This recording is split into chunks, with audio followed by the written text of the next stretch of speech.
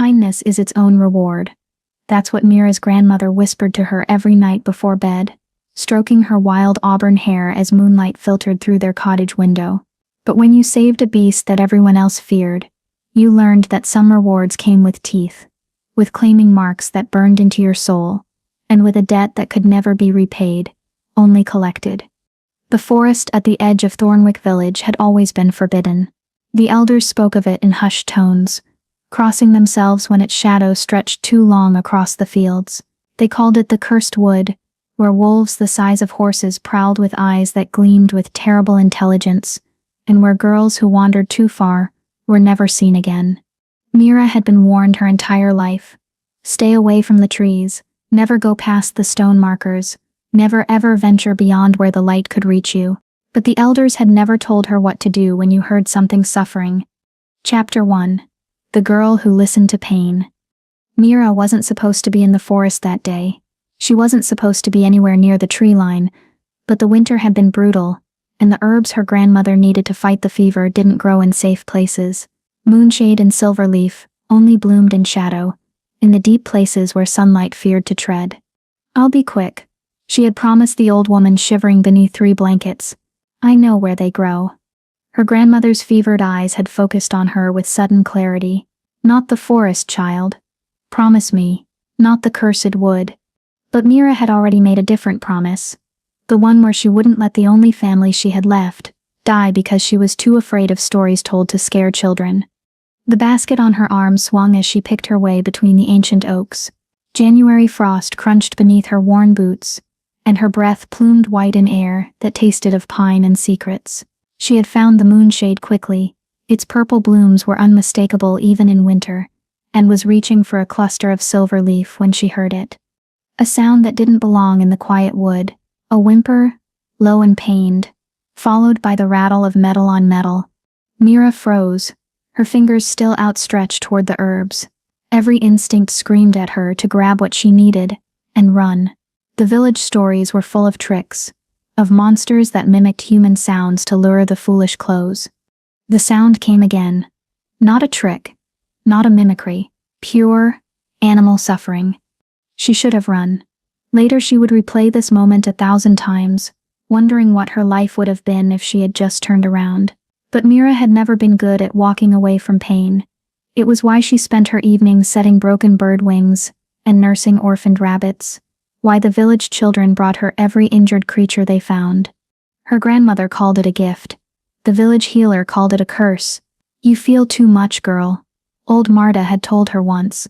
"Empathy like yours will destroy you. Some things aren't meant to be saved." But Mira was already moving toward the sound, her basket forgotten by the silverleaf patch. She found him in a clearing she had never seen before. Though she had walked these woods since childhood, the space was perfectly circular, ringed by stones that hummed with an energy that made her teeth ache. And at its center, trapped in chains that looked older than the trees themselves, was the largest wolf she had ever seen. He was magnificent and terrible. His fur was black as midnight, shot through with silver that caught the weak winter sun like starlight. But it was his eyes that stopped her heart. Not animal eyes. Not really.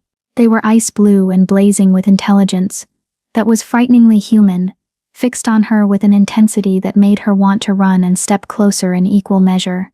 The chains were iron, thick as her wrist, wound around his body, so tightly she could see where they had rubbed his fur away, leaving raw, bleeding wounds. One paw was caught in a trap that had broken bone. She could see the unnatural angle even from where she stood. The wolf watched her. He didn't snarl or snap. He simply stared, his massive chest heaving, steam rising from his nostrils in the cold air. "Oh," Mira breathed, and the sound was horror and heartbreak mixed together. She should have run.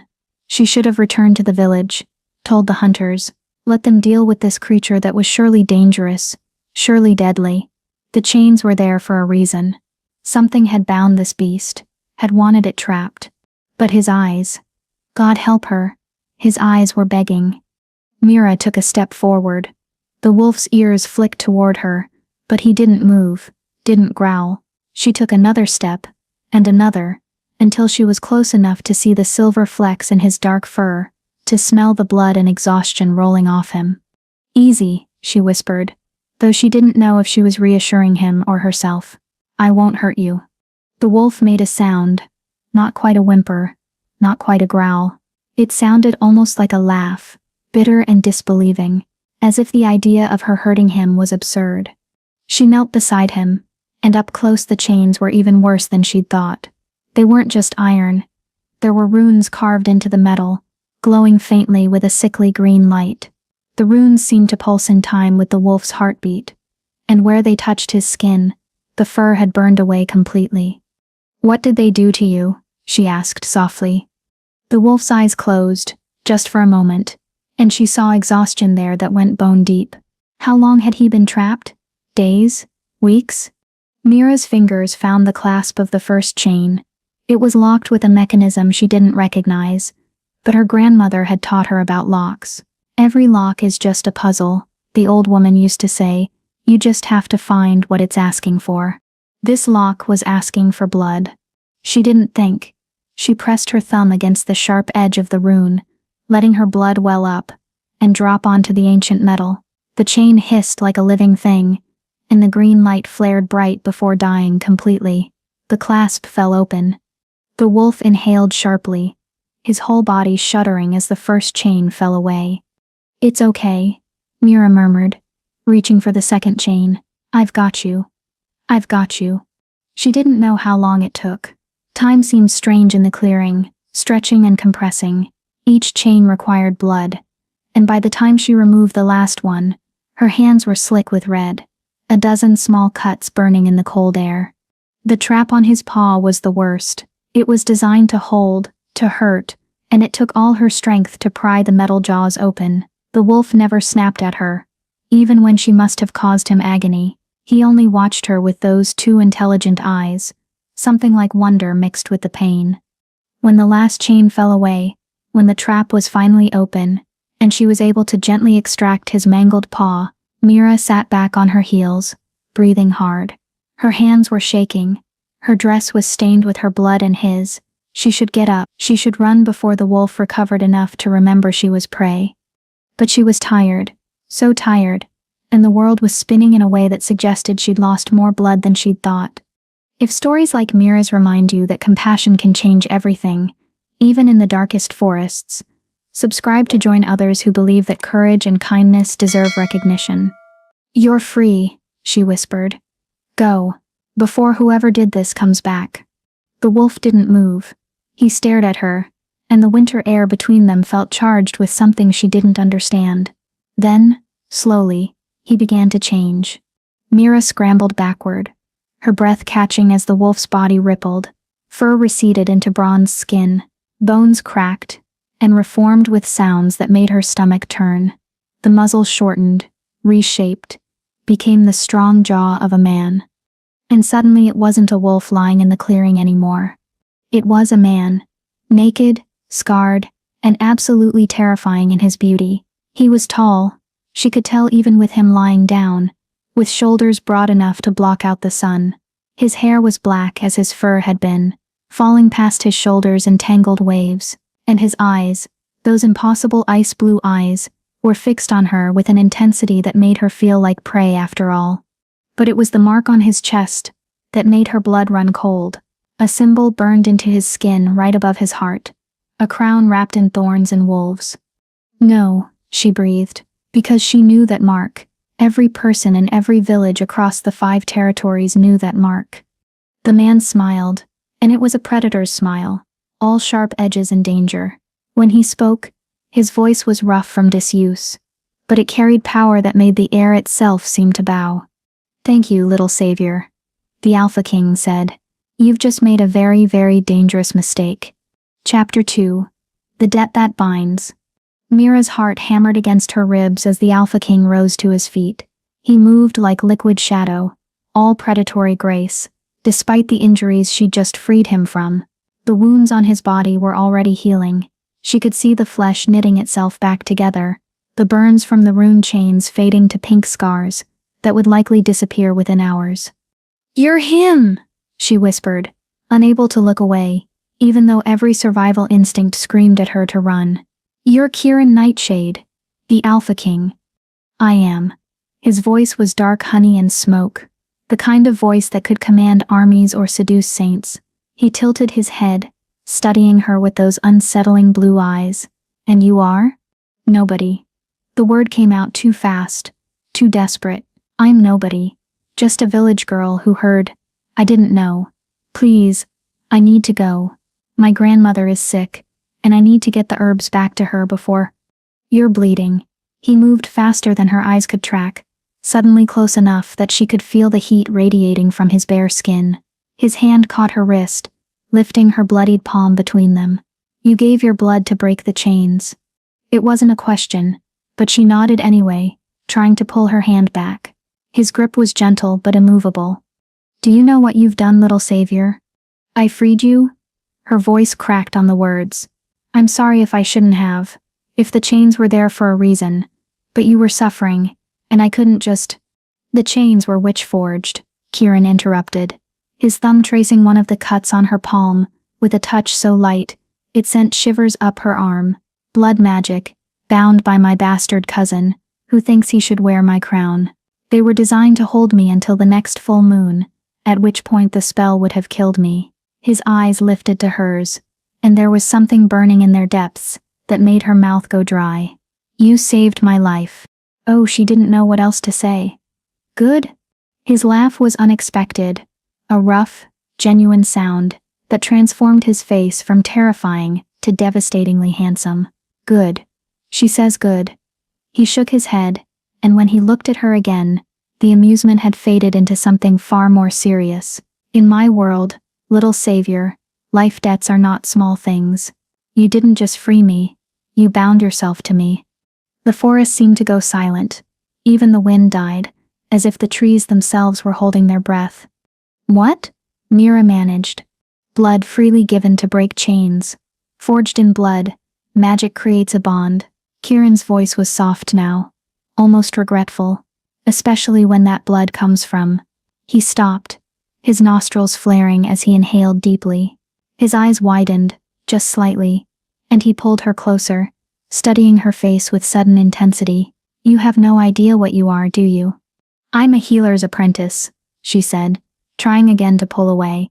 I live with my grandmother. I gather herbs and set broken bones and. You're a moon-blessed. The words fell between them like stones. Rare. Precious. Humans touched by the old magic, capable of breaking spells that would kill a normal person to even attempt. His grip on her wrist tightened, not painfully, but possessively.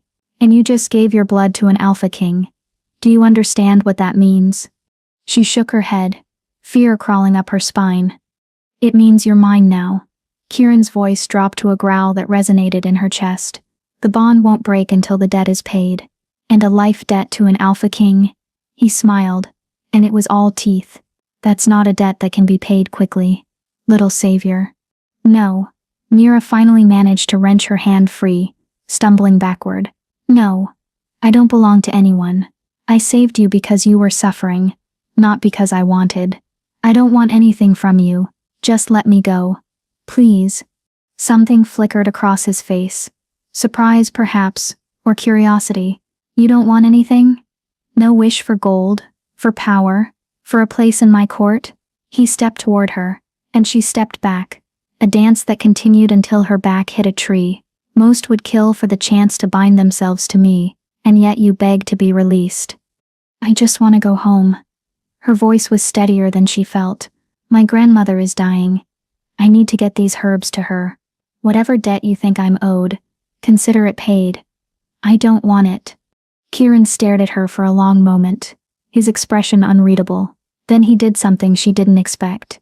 He laughed again, but this time it was softer, almost admiring. You're either incredibly brave or incredibly foolish. He reached past her, and she flinched, but he was only picking up her forgotten basket from where it had fallen in the snow. He studied the purple moonshade blooms and silver leaf with a knowing eye. Winter fever? She nodded, not trusting her voice. These will help, but they won't cure her.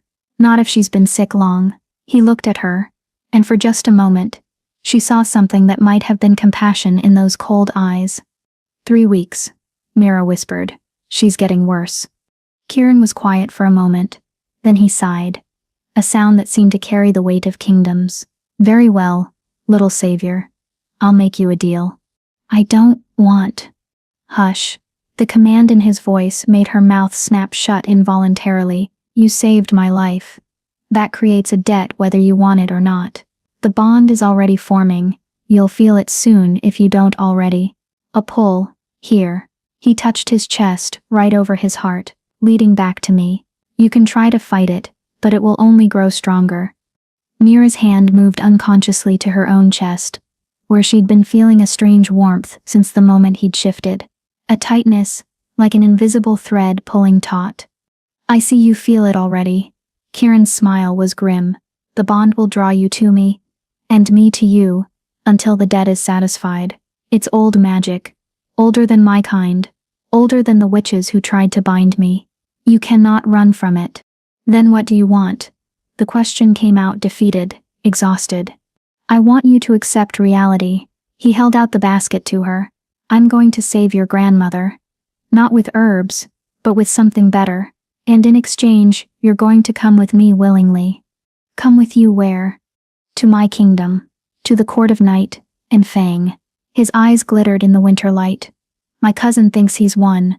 He thinks I'll die in these chains, and he'll take my throne. I'm going to show him exactly how wrong he is. But I can't go back alone, wounded and weak. I need time to heal, to gather my strength. What does that have to do with me? Kieran's smile turned wicked. You're going to be my mate.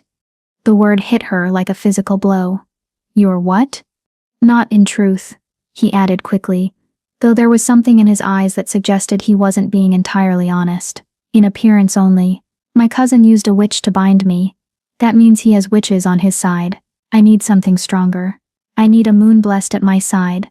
Someone whose very presence will make his hired magic wielders think twice. I don't know anything about being a mate, Mira protested. I don't know anything about your world. I'd be useless. You'd be protection. Kieran stepped closer. And this time she had nowhere to retreat. The bond between us will grow stronger the more time we spend together. Eventually it will be visible to those with the sight. A mark that shows you're under my protection. No one in my court would dare harm you. And in exchange, your presence will shield me while I'm vulnerable. And my grandmother? I'll send my healer to her tonight. He'll cure the fever and ensure she wants for nothing while you're gone. His hand came up to cup her face, thumb brushing across her cheek with shocking gentleness. I'm not a monster, little savior. I pay my debts. You saved me. I'll save what you love most. Mira closed her eyes, hating that she was even considering this, but her grandmother was dying. And this creature, this Alpha King, was offering her the one thing she couldn't refuse. How long? She asked, not opening her eyes. How long would I have to stay with you? Until my throne is secure. A few months, perhaps less, if my cousin is as foolish as I think he is. His hand dropped from her face. I give you my word, on my crown and bloodline, that you'll be returned home safely when this is done, unharmed and free of the bond. She opened her eyes to find him watching her with an intensity that stole her breath. You swear it? On my life. The words rang with power, with truth that resonated in her bones. You have my oath, Mira of Thornwick Village. I will protect you, provide for you, and return you home when our business is concluded. Do we have a deal? She thought of her grandmother's fevered face, of the way the old woman's breathing had become labored and wet. She thought of coming home to find her dead, of living with the knowledge that she could have saved her but didn't. And she thought of the strange warmth in her chest, the pull toward this dangerous, beautiful creature who stood before her without shame or clothing, offering her a devil's bargain, wrapped in mercy. One condition, she heard herself say. I want to see her first. I want to watch your healer cure her before I agree to anything. Kieran's smile was approving. Smart girl. Yes, you'll see her healed. Tonight, when the moon rises, we'll go to your village. My healer will cure her, and you'll have a chance to say goodbye. His hand extended toward her, palm up. Do we have an accord? Mira stared at his hand. Strong, scarred, the hand of a warrior and a king. Every instinct she had screamed, that taking it would change everything, that she was standing at a crossroads, and the path she chose now would determine the rest of her life. But her grandmother was dying, and this monster had given his word. She placed her bloodied hand in his. The moment their palms touched, power surged between them. Mira gasped, as heat flooded through her veins, as something ancient and primal recognized something equally powerful. The thread in her chest pulled tight, then settled into place with a rightness that terrified her. Kieran's eyes flared bright blue, and she saw his canines lengthen, saw the wolf surface in his expression before he wrestled it back under control. Yes, he breathed, and his voice was layered with that growl that made her want to bare her throat. Oh, you're going to be perfect, little savior. Before she could ask what he meant, he pulled her close and pressed his lips to her forehead. The kiss burned like a brand, and when he pulled away, she saw the mark of his mouth glowing silver on her skin. What did you do? She touched the mark, and it pulsed with warmth. Sealed our bargain. Kieran released her, finally stepping back, and marked you as mine for all to see. No wolf in the 5 territories will touch you now. You're under my protection, Mira. For better or worse, your fate is bound to mine. She wanted to be angry. She wanted to feel violated or trapped. But all she felt was that strange warmth spreading through her chest, and the undeniable pull toward the Alpha King, who stood before her with satisfaction burning in his ice-blue eyes. Come, he said, gesturing toward the forest path. Let's get you home. Your grandmother is waiting, and we have a court to conquer. Mira bent to retrieve her basket with shaking hands, her mind racing with everything that had just happened. She'd come to the forest for herbs. She was leaving with an Alpha King's mark on her forehead, and a fate she couldn't begin to understand. Her grandmother had been right to warn her about the cursed wood. She just hadn't been specific enough about which curse Mira should fear most. Chapter 3. The Village That Whispered. The walk back to Thornwick Village should have taken an hour. With the Alpha King at her side, it took 20 minutes. Kieran had shifted back into his wolf form. Apparently walking naked through a forest in January wasn't appealing even to immortal creatures. But he'd done something before the transformation that made Mira's cheeks burn. He'd reached into the hollow of an ancient oak and pulled out a bundle of clothes that had been hidden there, wrapped in oilcloth. Always have an escape plan, he'd said, with a smirk that suggested he'd been prepared for his eventual freedom all along, even when trapped by blood magic. Now he padded beside her in wolf form, massive and silent, his presence making every bird fall quiet and every small animal flee. Mira kept her hand near his head, her fingers occasionally brushing the soft fur behind his ears, not because she needed to, but because the bond hummed with satisfaction every time she touched him, and the warmth eased some of the terror clawing at her chest. The mark on her forehead had faded from glowing silver to a faint shimmer, visible only in certain light. Kieran had assured her it would be invisible to humans, but those with magic, witches, wolves, fae would see it clear as day. They'll know you're claimed, he'd said. They'll know harming you means death. Claimed. The word sat heavy in her stomach, like a stone. The village came into view as the sun began its descent toward the horizon, painting the snow-covered roofs in shades of amber and rose. Thornwick was small, maybe 200 souls at most, a collection of timber houses clustered around a central square, with its well and winter market. Smoke rose from chimneys, and Mira could smell bread baking, could hear the distant sound of children playing before supper. Home? It had always been home. So why did it suddenly feel like a cage she was about to escape? Stay here, she murmured to Kieran as they reached the tree line. If anyone sees you. The wolf huffed, and she knew he was laughing at her, as if an Alpha King needed a village girl to tell him how to stay hidden. Mira's cottage sat at the edge of the village, far enough from the others that her grandmother's herb gathering and healing work wouldn't disturb anyone. It was a tiny thing, just 2 rooms and a loft, but it had been filled with love and laughter for as long as Mira could remember. Now it was filled with the smell of sickness. She pushed through the door to find her grandmother exactly as she'd left her, a small, shrunken form beneath too many blankets, her breathing shallow and labored. But the old woman's eyes opened when Mira entered, and there was still sharpness there, still the intelligence that had raised Mira from a baby. You went to the forest. It wasn't a question. Her grandmother's voice was weak, but edged with knowing. I can smell it on you. Pine and wild magic. I needed the moonshade, Gran. Mira knelt beside the bed, pulling out the herbs and the silver leaf. I'll make you a tea that will. Child. A trembling hand emerged from the blankets to catch Mira's wrist. What did you do? The question was so similar to Kieran's that Mira almost laughed. Instead, she felt tears prick her eyes. I saved someone who was suffering, she whispered. And he's going to save you. Her grandmother's grip tightened with surprising strength. Show me your forehead. Mira tilted her head, letting the fading afternoon light catch the mark. She watched her grandmother's face drain, of what little color it had. No, the old woman breathed. Oh, Mira, no. That's a claiming mark. That's... She broke off coughing, and Mira held her until the fit passed. When she could speak again, her voice was urgent, desperate. Whose mark is that? What did you promise? Nothing I didn't choose. Mira smoothed the blankets with shaking hands. He's going to heal you, Gran. Really heal you, not just ease the symptoms. And in exchange, I'm going to help him for a few months. That's all. That's all? Her grandmother's laugh was bitter and wet.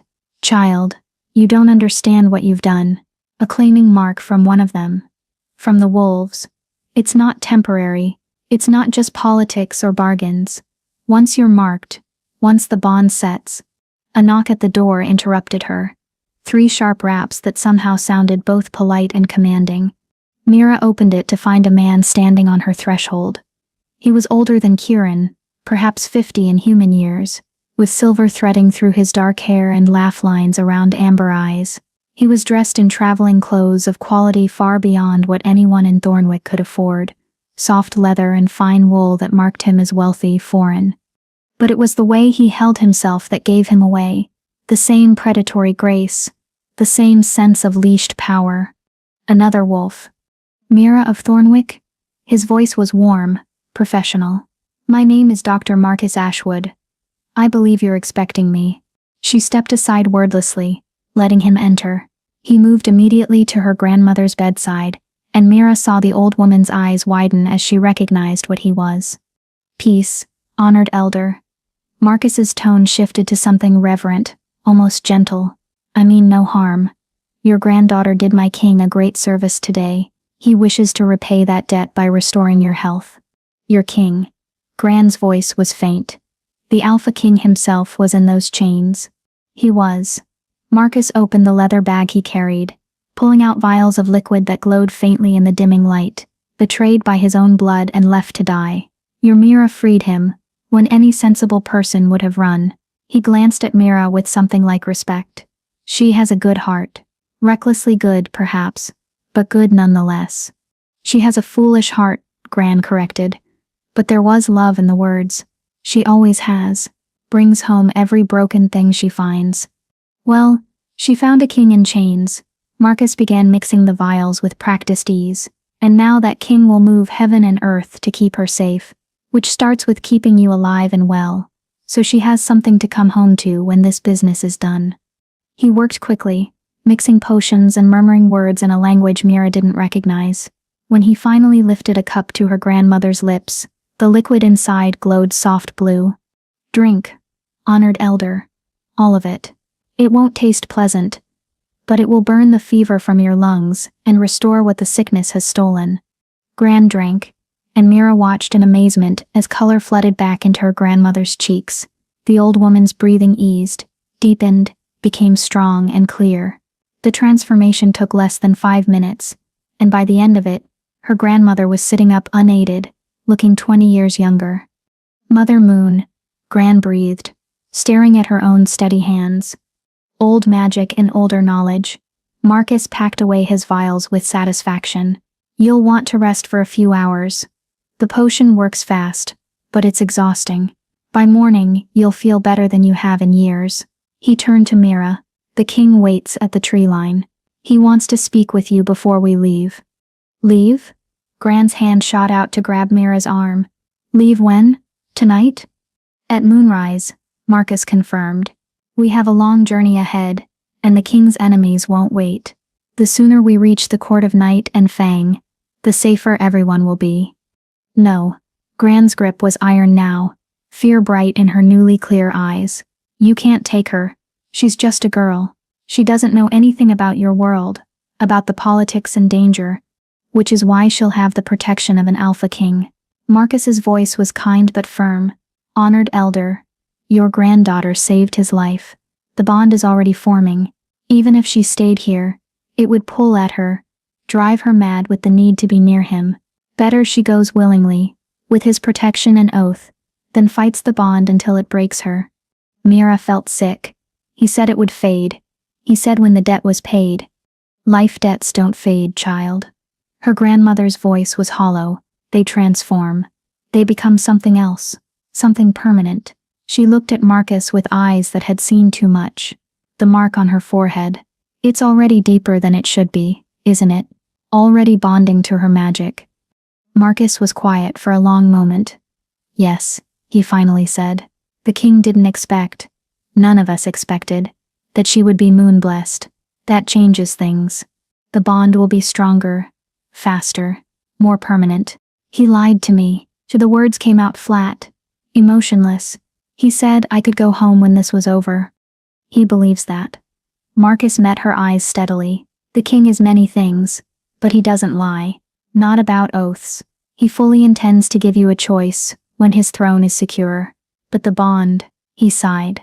The bond may have other ideas. Moon-blessed mates to alpha wolves. It's rare, powerful. The magic itself wants you together. The room spun. Mira sat down hard on the floor, her mind racing. Mate. Not pretend. Not temporary. The magic wanted her bound to an Alpha King permanently. I can't, she whispered. I can't. Her grandmother slid from the bed, stronger than she'd been in weeks, and knelt beside Mira. Listen to me, child. Listen well. If you're truly bound to the Alpha King, if the magic has chosen you as his mate, then you have two choices. You can fight it, resist it, and let it drive you both mad. She cupped Mira's face with gentle hands. Or you can be clever. You can learn his world, understand his power, and carve out a place where you're not just his mate but his equal. You're moon-blessed, Mira. That's not nothing. That's rare magic, old power. Use it. I'm just a healer's apprentice, Mira protested weakly. You're a girl who walked into a cursed forest alone to save me. A girl who freed an Alpha King without thought of reward. A girl with magic in her blood and courage in her heart.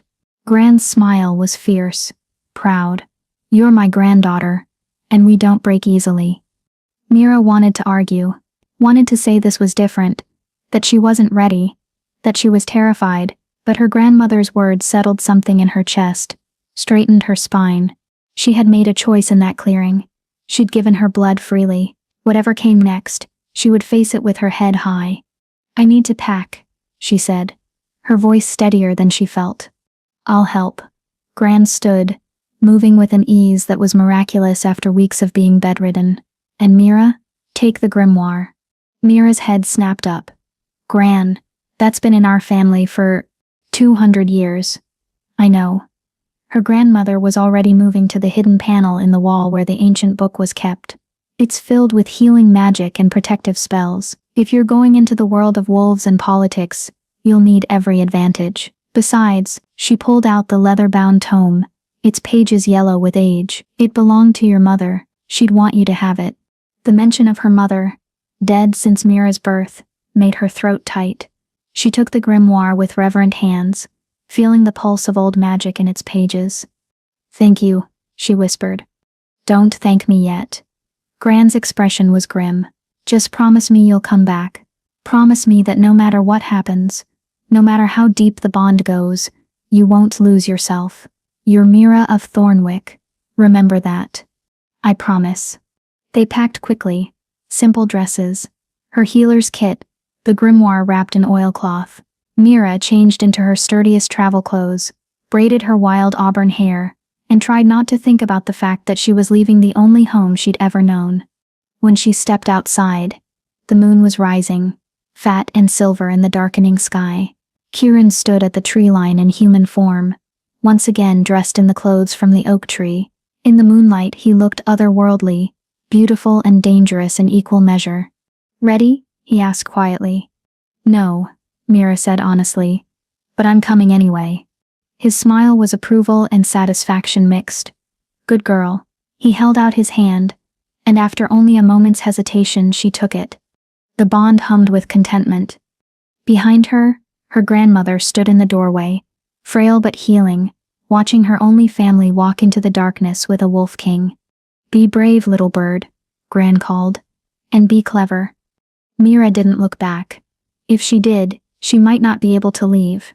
Instead, she squeezed Kieran's hand and let him lead her into the forest, toward a destiny she hadn't chosen, but could no longer escape. The Alpha King's debt was being collected, and she was the payment. Chapter 4: The Journey into Shadow. They traveled through the night, moving deeper into the cursed wood than Mira had ever dared venture. Kieran set a brutal pace, and she quickly understood why. Every hour they spent near Thornwick was an hour his enemies could track them, could find him while he was still weak. Marcus had shifted into his wolf form, a massive creature with gray-silver fur that blended into the moonlit shadows. He ranged ahead, scouting their path, while Kieran remained human, his hand never leaving Mira's, as he guided her through the darkness. "Keep up, little savior," he murmured, when she stumbled over a root. "We have another hour before we can rest." "I'm trying," she gasped, her legs burning. She wasn't used to this, wasn't used to running through forests in the dead of night like some kind of wild thing.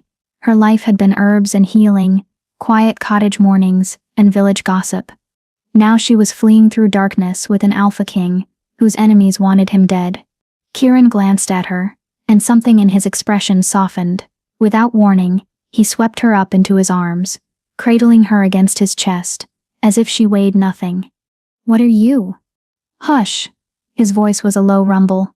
"You're slowing us down, and we don't have time for mortal limitations." He began moving again, faster now, his stride eating up the distance with inhuman ease. "Sleep if you can. We won't stop until we reach the border of the night territory." Mira wanted to protest, to insist she could walk on her own, but the truth was, she was exhausted. The blood loss from freeing him, the emotional toll of leaving her grandmother, the terror of what she'd agreed to. It all crashed over her at once. And there was something about being held against his chest, feeling the steady thrum of his heartbeat, that made the bond in her chest purr with contentment. Her traitorous body relaxed into his hold, her head coming to rest against his shoulder. "That's it," Kieran murmured, and she felt his lips brush her hair. "Trust me to keep you safe." She shouldn't trust him. She barely knew him, but her eyes were already closing, exhaustion pulling her under. The last thing she heard before sleep claimed her was his voice, so quiet she might have imagined it.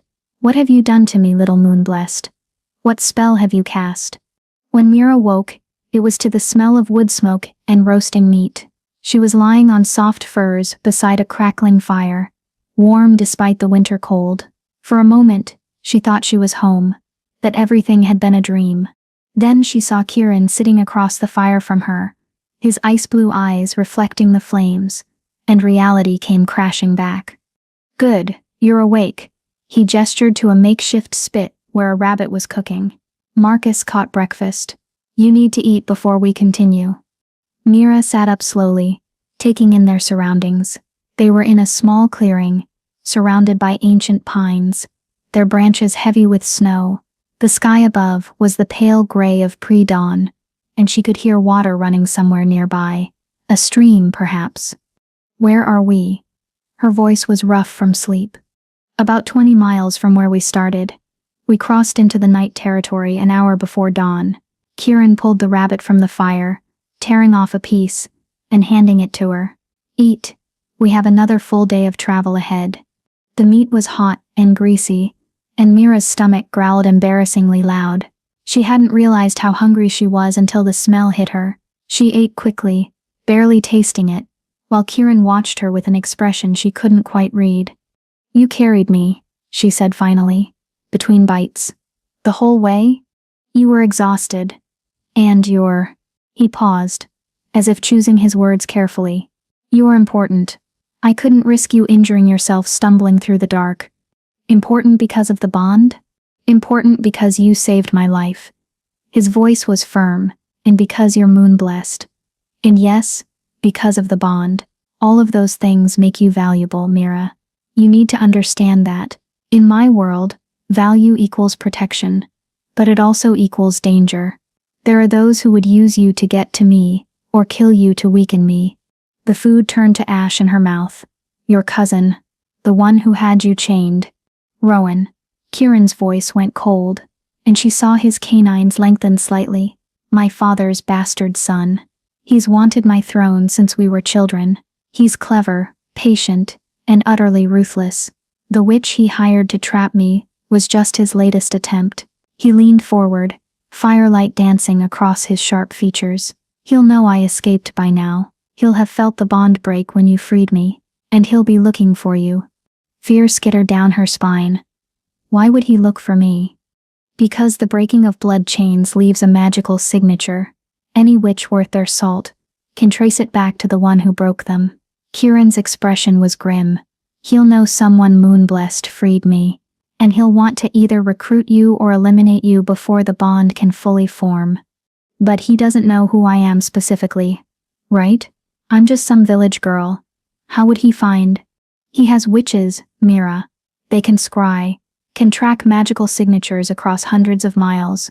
The mark I put on you will help shield you, but it's not foolproof. He stood, moving around the fire to crouch beside her, which is why we need to reach my stronghold as quickly as possible. Once we're behind my wards, you'll be safe.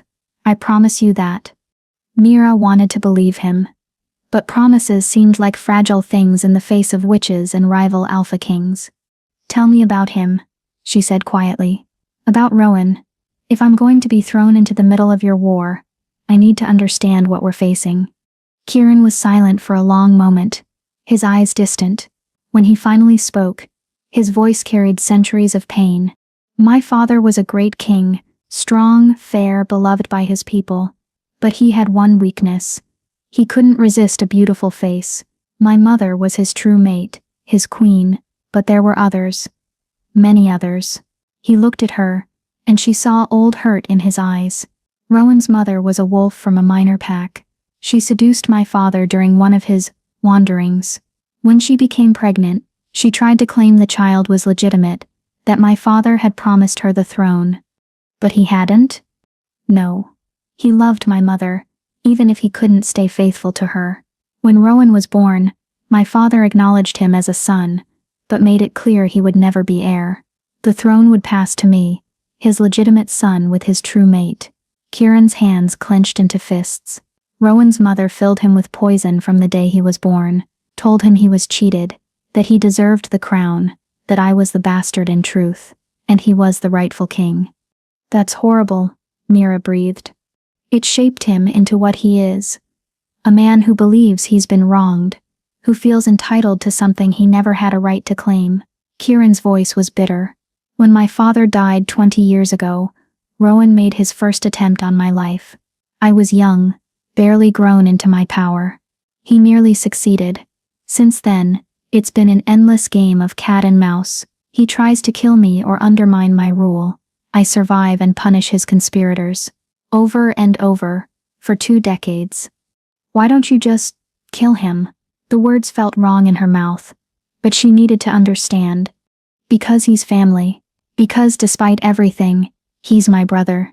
Kieran's laugh was hollow. Foolish, isn't it? He wouldn't hesitate to kill me, but I can't quite bring myself to end him. So instead, I exile him. I strip him of titles and lands, and he just comes back stronger, with new allies and new schemes. That's not foolish, Mira said softly. That's mercy. That's being better than he is. Kieran stared at her, something shifting in his expression. Is that what you think? That I'm merciful? I think you're someone who was trapped and tortured, and the first thing you did when freed was offer to save my grandmother. So yes, I think you're capable of mercy. He reached out slowly, his hand cupping her cheek with that same gentle touch that seemed at odds with his dangerous nature. You see things in me that no one else does. little savior. I'm not sure if that makes you wise or dangerously naive. Maybe both, she whispered, unable to look away from those piercing blue eyes. The moment stretched between them, heavy with something Mira didn't have words for. Then Marcus crashed through the underbrush in human form, already talking. We have a problem. The older wolf's expression was tight. I found tracks half a mile south. 4 wolves, traveling fast. They're following our trail. Kieran was on his feet instantly. All softness gone. Has to be. They're moving with purpose, not hunting randomly. Marcus looked at Mira apologetically. They're maybe 2 hours behind us. Less if they push hard. Then we push harder. Kieran held out his hand to Mira. Can you run? She thought of her burning legs, her exhausted body. Then she thought of 4 enemy wolves catching up to them, of what they would do to her to weaken Kieran. I can run, she said, taking his hand. Good girl. He pulled her to her feet, and she saw pride flash across his face. Marcus, take point. I'll carry her until we reach the river crossing. Once we're over the water, their tracking will be disrupted. What about after the river? Mira asked as Kieran swung her up into his arms again. After the river, we're only 6 hours from my stronghold.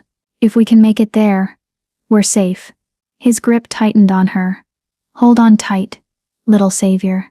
This is going to be rough. They ran. Not the steady jog from the night before, but an all-out sprint that made trees blur past and wind whip Mira's hair. Kieran moved like liquid darkness, leaping over fallen logs and dodging between trees with impossible grace. Marcus raced ahead in wolf form, his howl echoing through the forest, a warning to any who might hear. Mira clung to Kieran's neck, her face buried against his shoulder, feeling every powerful stride. The bond in her chest thrummed with urgency, with the need to escape, to survive. They're gaining, Kieran growled, after what felt like hours but was probably only minutes. I can smell them. Marcus. I see it. Marcus's voice was strained. The river's just ahead, 200 yards. Mira risked a glance behind them, and immediately wished she hadn't. Through the trees, she could see shapes moving. Massive wolves with fur as red as blood, their eyes glowing amber in the weak morning light. They were close. Too close. Kieran. I know. Hold your breath. What? She didn't get to finish the question. They burst from the tree line and Kieran didn't slow, didn't hesitate. He launched them both off the riverbank into ice-cold water that stole Mira's breath and made her muscles seize. The current was vicious, pulling them downstream, but Kieran's arm was like iron around her waist. She felt him kick, propelling them toward the far shore even as the water tried to drag them under. Behind them, howls of frustration echoed. The red wolves had reached the bank but weren't following. Water would wash away their tracking scent, and crossing would leave them vulnerable. They'd won. For now. Kieran dragged them onto the far shore, both of them gasping and shivering. Mira's teeth chattered so hard she bit her tongue, tasting copper. Freezing, she managed. I know. I'm sorry.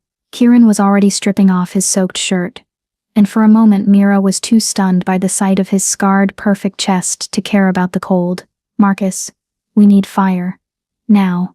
On it. The older wolf was already gathering dry wood from beneath the dense pines that lined this side of the river. You. Kieran turned to Mira, his hands already working at the laces of her soaked dress. These wet clothes will kill you faster than Rowan's wolves. Get them off. Hi. Her face flamed. I can't. You'll die of cold if you don't. His voice was firm, but not unkind. I've seen naked women before. Mira, your modesty is not worth your life. He was right, and she hated it. With numb fingers, she peeled off her dress and undergarments, leaving her in nothing but her chemise, which clung to her like a second skin. Kieran immediately wrapped her in his own dry cloak, that had somehow stayed waterproof in his pack, then pulled her against his chest. Body heat, he explained, though his voice was rougher than before, until Marcus gets that fire going. Mira should have been embarrassed, should have protested, but she was so cold, and Kieran was so warm, and the bond was singing with satisfaction at their closeness. She let herself lean into him, let herself accept comfort from this dangerous, complicated man who had somehow become her protector. "Thank you," she whispered against his chest, "for keeping me safe." His arms tightened around her. "Always, little savior. I'll always keep you safe." And despite everything, despite the danger, despite the bond she hadn't chosen, despite the life she'd left behind, Mira found herself believing him. Chapter 5. The Court of Night and Fang. By the time they reached Kieran's stronghold, the sun was setting again, painting the sky in shades of blood and gold. Mira had been walking on her own for the last few hours, her dress mostly dry from the fire Marcus had built, though she still wore Kieran's cloak wrapped around her shoulders. It smelled like him, pine and night air, and something wild she couldn't name, and the bond hummed with contentment every time she breathed it in. "There," Kieran said, pointing through the trees, "the Shadow Peak Fortress." Mira's breath caught. She'd expected something dark and foreboding, a castle of black stone and sharp edges. Instead, what rose before them was something out of a dream. The fortress was carved into the side of a mountain, its towers reaching toward the darkening sky like fingers. But it wasn't built of stone, or at least not ordinary stone. The walls gleamed like obsidian, shot through with veins of silver that caught the dying light, and made the entire structure seem to pulse with inner fire. "It's beautiful," she breathed. "It's home." There was something in Kieran's voice, relief, longing, pain. "I've been gone 3 weeks. They'll have assumed me dead by now." "They?" Mira asked. "My court, my pack, the wolves who swore loyalty to me, and whom I failed by letting myself be captured." His jaw tightened. "They'll be preparing for war. Rowan will have made his move by now, claimed my throne was forfeit." "But you're alive," Mira pointed out. "You came back. Doesn't that make everything complicated?" Marcus spoke for the first time in hours. In wolf society, a king who can be captured is seen as weak. Kieran will have to prove his strength all over again, convince his pack that he's still worthy of leading them. "That's barbaric," Mira said flatly. Kieran's smile was grim. "Welcome to my world, little savior, where mercy is weakness, and compassion is a luxury only the strong can afford." They approached the main gates, massive things of silver-veined wood that could probably stop a battering ram. As they drew close, Mira saw figures moving on the battlements, wolves in human form, armed with bows and blades, that gleamed with the same silver as the fortress walls. "Who approaches Shadow Peak?" a voice called down, hard and suspicious. "Your king," Kieran replied, his voice carrying power that made Mira's bones vibrate. Kieran Nightshade, Alpha of the Night Territory, returned from exile and very much alive. There was a long, shocked silence. Then chaos erupted. The gates flew open, and wolves poured out, dozens of them, shifting between human and animal forms in their excitement. They surrounded Kieran, not touching but close, their voices overlapping in a cacophony of joy and relief and disbelief. "My king, you're alive." "We thought," Rowan said. "How did you escape?" Kieran held up a hand, and silence fell instantly. The display of authority made Mira shiver. This was what an alpha king looked like in his element, not the injured wolf she'd freed, not the man who'd held her gently in the cold. This was a ruler, powerful and absolute. "I escaped because I was freed." Kieran's hand found Mira's, pulling her forward into the circle of wolves. "This woman, Mira of Thornwick, broke the chains that bound me and saved my life. She is moon-blessed, and she is under my protection. Anyone who harms her answers to me with their life." The wolf's eyes fixed on Mira, and she fought the urge to hide behind Kieran. She could see the mark on her forehead glowing faintly in their vision. Their eyes widened when they saw it, and several dropped to one knee. "Moon-blessed," someone whispered. "The prophecy." "Enough." Kieran's voice cracked like a whip. "We'll discuss prophecies later. Right now, I need a full report. Where is Rowan? What has he done in my absence?" An older woman stepped forward, her silver hair braided with beads that clicked as she moved. She wore the robes of someone important, a counselor, perhaps, or an elder. Her eyes, sharp as knives, fixed on Kieran with an expression that was equal parts relief and frustration. "Rowan declared you dead 5 days ago," she said without preamble. "He claimed the throne and has been systematically removing anyone loyal to you from positions of power. He's executing dissidents in the public square, calling them traitors to the rightful king." Her gaze slid to Mira, assessing. "And who is this, truly?" "Lady Helena. Meet Mira, the woman who will help me reclaim my throne."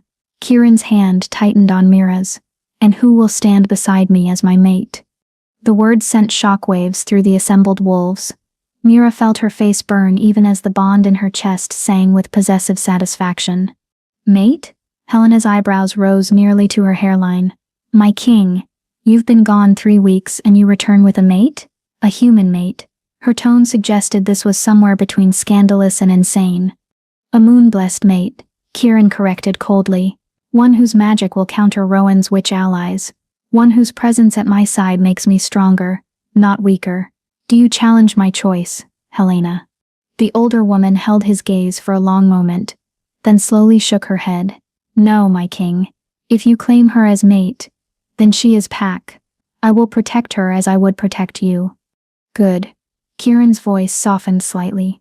"Because I'm going to need all the loyalty I can get. Rowan has had time to consolidate power. This won't be a simple matter of walking back in and reclaiming the throne." "No," Helena agreed. "It will require strategy, planning, and probably a good deal of bloodshed." She gestured toward the fortress. "Come, you both must be exhausted. We'll convene the war council at dawn. But tonight, you should rest. Recover your strength. If you're hooked on Mira's journey from village healer to Alpha Queen, don't miss what happens next. Subscribe and join thousands who can't get enough of this story." The interior of Shadow Peak Fortress was even more breathtaking than the exterior. The walls glowed with that same inner light, and Mira realized the silver veins weren't just decorative. They were magical, pulsing with protective wards that made her moon-blessed senses tingle. Kieran led her through corridors that seemed carved from shadow and starlight, past wolves who stopped and stared, whispering behind their hands. She caught fragments of their words: mate, moon-blessed, prophecy, hope. But Kieran kept moving, his pace swift and purposeful. Finally, they reached a set of double doors carved with wolves mid-hunt. Kieran pushed them open to reveal chambers that took Mira's breath away. The room was massive, easily the size of her entire cottage. A fire burned in a hearth, big enough to stand in, casting dancing shadows across walls, hung with tapestries, depicting wolf hunts and battles. Furs covered the floor, soft and thick, and at the far end of the room stood the largest bed Mira had ever seen, piled high with blankets and pillows. "These are my private chambers," Kieran said, closing the doors behind them. "No one enters without permission. You'll be safe here." Mira turned to face him, reality crashing down. "You said mate, out there to your people. You told them I was your mate." "I did." His expression was unreadable. "But we agreed. You said it was pretend, just for show, just until you reclaimed your throne." "I lied." The words were simple, stark. Or rather, I told myself it was pretend because the truth was too complicated. But the bond doesn't lie, Mira. You felt it the moment our hands touched. It's been growing stronger every hour we spend together. "No." She backed away from him. "No, you promised. You gave me your oath that I could go home when this was done. You swore. And I will keep that oath." Kieran moved toward her slowly, hands raised like he was approaching a skittish animal. "If, when my throne is secure, you truly wish to leave, I will let you go. I will break the bond myself if I must, even though it will feel like tearing out my own heart. But I will not force you to stay." "Then why tell them I'm your mate?" Tears burned in Mira's eyes. "Why make it real?" "Because it protects you." His voice was raw, honest. "A woman under my protection is valuable. A woman who is my mate is sacred. No one in my court will dare touch you. No one will question your place at my side. And when we face Rowan, when his witches try their magic, the mate bond will shield you better than any spell I could cast." "You're using me." The accusation hung in the air between them. "Yes." He didn't deny it. "I'm using your magic, your moon-blessed nature, your bond to me. I'm using everything you are to help me win, but that doesn't mean I'm lying about what I feel." Mira's breath caught. "What you feel?"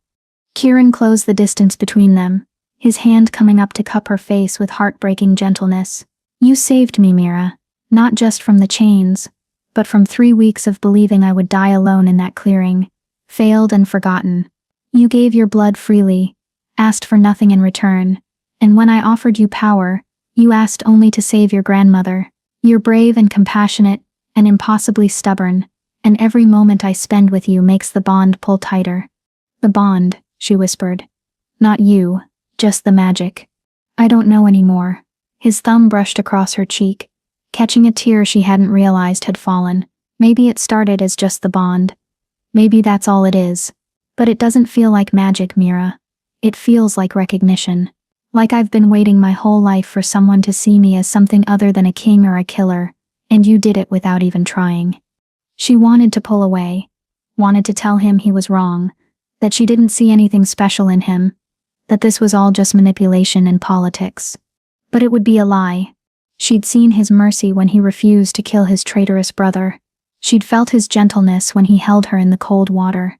She'd heard the pain in his voice when he spoke of his father's betrayal. She'd seen him, really seen him, and the bond had nothing to do with it. "I'm scared," she admitted quietly. "Of this, of you, of what I'm becoming." "I know." He pressed his forehead to hers, and the bond sang between them. "I'm scared too. I've been alone for so long, trusted so few, and now there's you, this impossible girl who broke into my life and my heart without permission. You terrify me, Mira, because losing you would destroy me in ways Rowan's chains never could." "Then don't make me stay," she pleaded. "Don't trap me the way you were trapped." "I won't." His oath rang with truth that resonated in her bones. "I swear it on my crown, on my life, on everything I am. When this is over, the choice will be yours, stay or go. But until then," his lips brushed her forehead, feather light. "Until then, let me keep you safe. Let me pretend, just for a while, that I'm worthy of the gift you've given me." Mira closed her eyes, feeling tears slip free. She should say no, should demand he take her home right now, should run as far and fast as she could from this beautiful broken Alpha King and the bond that was wrapping around her heart. Instead, she heard herself whisper, "Okay." Kieran exhaled, and she felt the tension leave his body. "Thank you," he murmured, against her hair. "I'll make you a promise in return. I'll teach you about my world. I'll give you power and knowledge so you're never helpless, and I'll court you properly, the way a mate deserves to be courted, not just claimed and marked like property." Despite everything, Mira felt a laugh bubble up. "Court me? We're pretending to be mates. Isn't courting a bit redundant?" His smile against her skin was wicked. "Who said anything about pretending?" He pulled back to look at her, and his eyes were blazing with that inner fire. "I'm going to win your heart, little savior. Not through magic, or bonds, or obligation, but honestly, genuinely, until you choose to stay not because you have to, but because you want to." "That's ambitious," she managed, her heart hammering. "I'm an Alpha King," he replied with devastating confidence. "Ambitious is what I do." Before she could respond, there was a sharp knock at the door. Kieran growled low in his throat, but released Mira and called, "Enter." Helena stepped inside, carrying a tray laden with food, and a bundle of what looked like clothes. "Forgive the intrusion, my king, but the girl needs to eat and dress properly if she's to be presented to the pack tomorrow." Her sharp eyes fixed on Mira, with something that might have been approval. "You did well today, child, keeping pace with an Alpha King over rough terrain. Most humans wouldn't have made it past the first hour." "I'm tougher than I look," Mira said, lifting her chin. Helena's smile was genuine. "Good. You'll need to be. This court eats the weak alive." She set down the tray and clothes. "I've brought you dinner and appropriate attire for tomorrow's council. The blue dress should fit. It belonged to Kieran's mother. She was small like you." Kieran stiffened. "My mother's clothes?" She would have wanted her son's mate to have them. Helena's voice was gentle. "She would have liked this one, I think." She always said you needed someone brave enough to tell you when you were being an idiot. Despite the tension, Mira felt herself smile. I can do that. I'm sure you can. Helena moved toward the door, then paused. A word of warning, child. Not everyone in this court will welcome you. There are those who've spent years vying to be at the king's side. They'll see you as a threat, an outsider who stole what they believe should be theirs. Watch your back. Trust no one except those who've proven themselves. Comforting, Mira said dryly. I'm not here to comfort you. I'm here to keep you alive. Helena's expression was fierce, which I will do, because my king has claimed you. But you need to be smart, girl. This isn't your village. This is a court of predators. Act accordingly. With that cheerful advice, she swept from the room, leaving Mira and Kieran alone once more. She's intense, Mira observed. She's been my father's advisor and mine for 40 years. She's seen more court intrigue than anyone alive. Kieran moved to the tray, uncovering dishes that made Mira's stomach growl. And she's right. My court will test you. You need to be ready. Then teach me. Mira joined him by the fire, accepting the plate he offered. You said you'd give me knowledge and power. Start now. Tell me everything I need to know to survive your world. Kieran's smile was approval and admiration mixed. Eat first, then we'll talk strategy. By the time the sun rises, you'll know enough to hold your own against the wolves of my court. And what about against your cousin? Mira asked quietly. Against Rowan and his witches?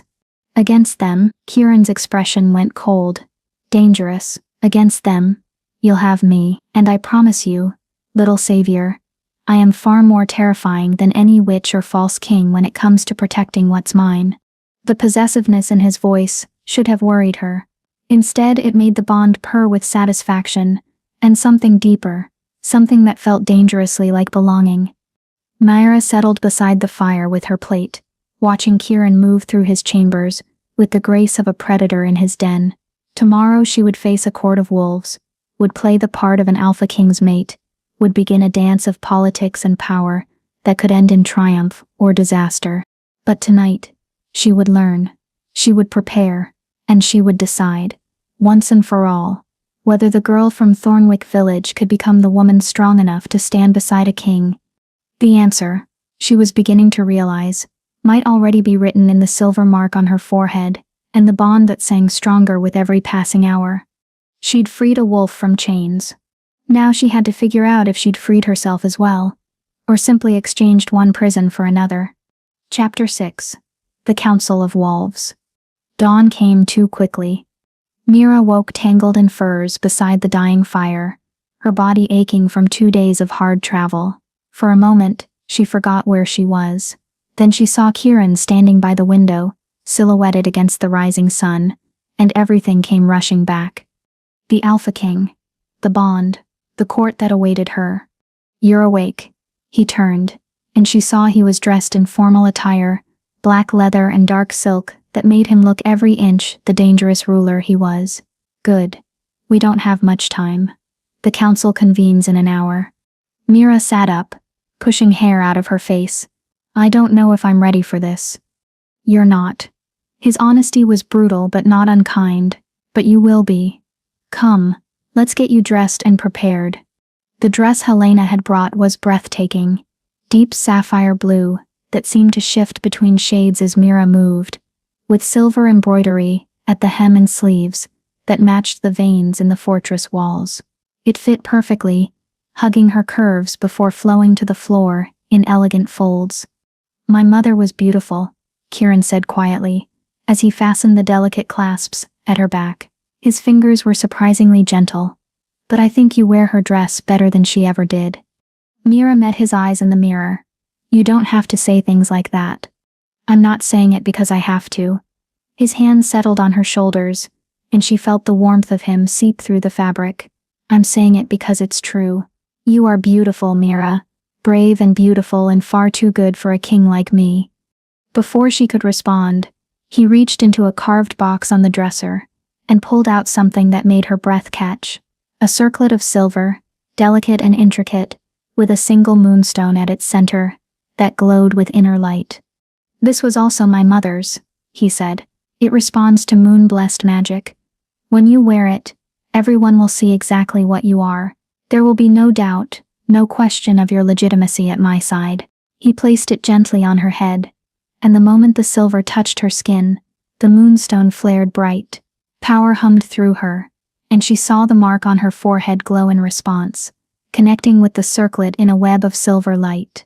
Perfect, Kirin breathed. You look like a queen, little savior. I'm not a queen, Mira protested. I'm just... You're mine. The possessiveness in his voice made her shiver. And in my world, what's mine is elevated, protected, honored. Today you walk into that council chamber as my mate and my equal. Anyone who challenges that challenges me. He offered his arm, and after only a moment's hesitation, Mira took it. The bond hummed with approval as they left the chambers together, stepping into corridors already bustling with activity. Wolves stopped and stared as they passed. Some dropped to their knees. Others simply watched, with expressions ranging from awe to suspicion to barely concealed hostility. Mira kept her chin high, refusing to show weakness, even as her heart hammered against her ribs. They reached the council chamber, a massive hall, with a table carved from a single piece of black stone. Already seated were perhaps 20 wolves, all in human form, all dressed in formal attire that spoke of wealth and power. Helena was there, along with Marcus, but the rest were strangers, whose eyes tracked Mira with predatory focus. My king, Helena stood as they entered. Welcome home. Thank you, Helena. Kirin moved to the head of the table, pulling out the chair beside his own for Mira before taking his seat. The message was clear. She sat at his right hand, in the position of highest honor. Let's begin. I want a full accounting of everything that's happened in my absence. For the next hour, Mira listened as the council reported on Rowan's actions. It was worse than she'd imagined. He'd executed 12 wolves loyal to Kirin, imprisoned dozens more, and had declared himself Alpha King, with the backing of 3 major packs, who'd been swayed by his promises of power and territory. He's also fortified the capital. A grizzled warrior named Theron reported. He has witches maintaining barrier wards. Any attempt to attack directly would be suicide. Then we don't attack directly. Kirin's voice was cold, calculated. We undermine him. We remind the packs why they swore loyalty to me in the first place. We make him look weak, unstable, unworthy of the crown he stole. And how do you propose we do that, my king? This came from a younger wolf, beautiful and sharp-eyed, with midnight hair and a dress cut scandalously low. Rowan has spent 3 weeks convincing everyone you were dead. Your sudden return will shake his support, but it won't be enough. The packs respect strength. They need to see you're still the alpha they followed. Lady Cassandra makes a valid point. Another counselor added. A show of strength is required. Kirin's smile was all teeth. Then they'll have one. I'll challenge Rowan directly. Single combat for the throne. Winner takes all. The council erupted in protest. Too dangerous. He'll never accept. The witches will interfere. Enough. Kirin's voice cracked like thunder, and silence fell instantly. I am Alpha King. I have faced down challenges from stronger opponents than my bastard cousin. I will not hide behind politics and maneuvering, when direct action will solve the problem. With respect, my king, Helena said carefully, Lady Cassandra is right. The packs need to see your strength, yes, but they also need to see you're still worthy of their loyalty. Perhaps there's a way to demonstrate both, without risking everything on single combat. What do you suggest? Helena's eyes slid to Mira, calculating. The Moon Festival is in 3 days. Every pack from all 5 territories will attend. It's sacred, neutral ground where even Rowan cannot violate the peace. If you were to appear there, with your mate at your side, she smiled slowly. The display would be spectacular. A king returned from death with a moon-blessed mate. It would look like the goddess herself had blessed your union. The prophecy, someone whispered. The old songs speak of it. When the king finds his moon-blessed mate, his power doubles, his reign becomes unshakable. Convenient, Cassandra said dryly. Her eyes on Mira with barely disguised dislike. A prophecy that surfaces exactly when needed. How very timely. Careful, Cassandra. Kieran's voice dropped to a dangerous purr. That's my mate, you're questioning. Your queen. She's not queen yet, Cassandra shot back. She hasn't been formally bonded before the Pax. For all we know, she's just a pretty human you picked up to serve your political needs.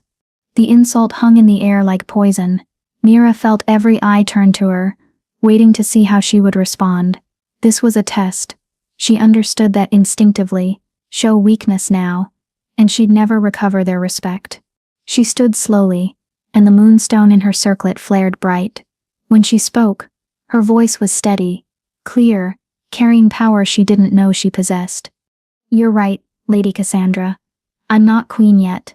I'm just a village girl who was foolish enough to free a king from chains that were meant to kill him. Just a human who gave her blood to break magic that would have burned anyone else to ash. Just a moon-blessed who walked into this fortress, knowing full well I'd be tested, doubted, and dismissed by people who think titles matter more than actions. She moved around the table toward Cassandra, and she saw the wolf's eyes widen slightly. But here's what I am. Lady Cassandra. I'm the woman who saved your king when he was dying. I'm the woman whose magic will counter Rowan's witches. And I'm the woman who will stand beside Kieran when he reclaims his throne, whether you approve or not. She stopped directly in front of Cassandra, close enough that the wolf had to look up to meet her eyes. So you can question my title all you want. You can doubt the prophecy, doubt the bond, doubt me. But what you cannot do is insult me in front of this council, without consequences, because like it or not, I am under the protection of your Alpha King, and disrespecting me disrespects him. The silence that followed was absolute.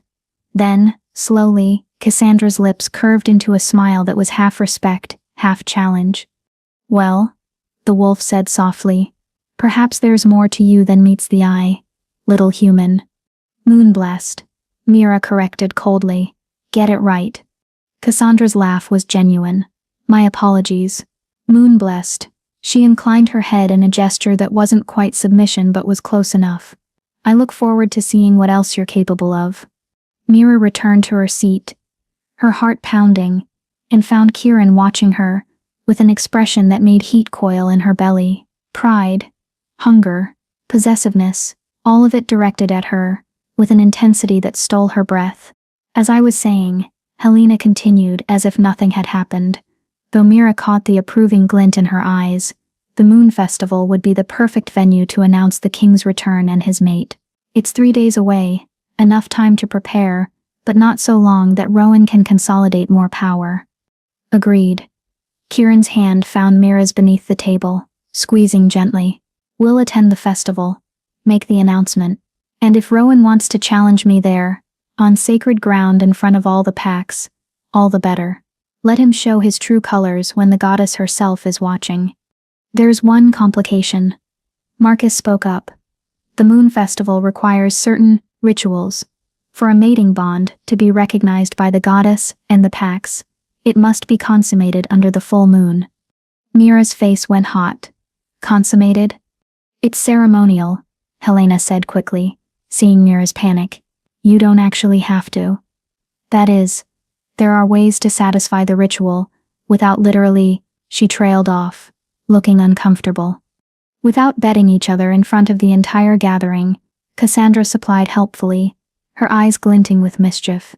Though some do prefer the traditional method, very vigorous. That won't be necessary, Kieran said firmly, though his hand tightened on Mira's. We'll perform the blood ritual. It's older, more powerful, and doesn't require public consummation. The blood ritual is binding, my king, Helena warned. Once performed, the mate bond becomes permanent. It cannot be broken except by death. Mira's stomach dropped. Permanent? Kieran turned to her, his eyes searching hers. We don't have to do this. There are other ways to convince the Pax. Other strategies. That will take months. We don't have, Mira interrupted, her mind racing, and that will leave you vulnerable to Rowan's attacks. She took a deep breath, fighting down panic. What exactly does this blood ritual involve? Blood mixed beneath the full moon, Helena explained. Words spoken in the old tongue, and a mark, your blood on his skin, his blood on yours, in a place over your hearts. Once the moon witnesses the ritual, the bond becomes unbreakable. Unbreakable. Permanent. Forever tied to an Alpha King she'd known less than 3 days. Mira looked at Kieran and saw her own uncertainty reflected in his eyes, but she also saw determination and something that looked dangerously like hope. "If I do this," she said quietly, "if I bind myself to you permanently, I need you to swear something to me." "Anything," he said without hesitation. "Swear you'll never use the bond to control me. Swear that even bound, I'll still have my freedom, my choices, my voice. Swear that I'll be your equal, not your property." The council erupted again. "You can't ask an Alpha King to. That's not how mate bonds work. She's human, she doesn't understand." Silence. Kieran's power rolled out like a wave, pressing everyone back into their seats. When he looked at Mira, his expression was fierce, reverent. "I swear it. On my crown, on my life, on everything I am and ever will be. You will never be my property. You will be my partner, my equal, my queen in truth, as well as title. The bond will connect us, but it will not control you.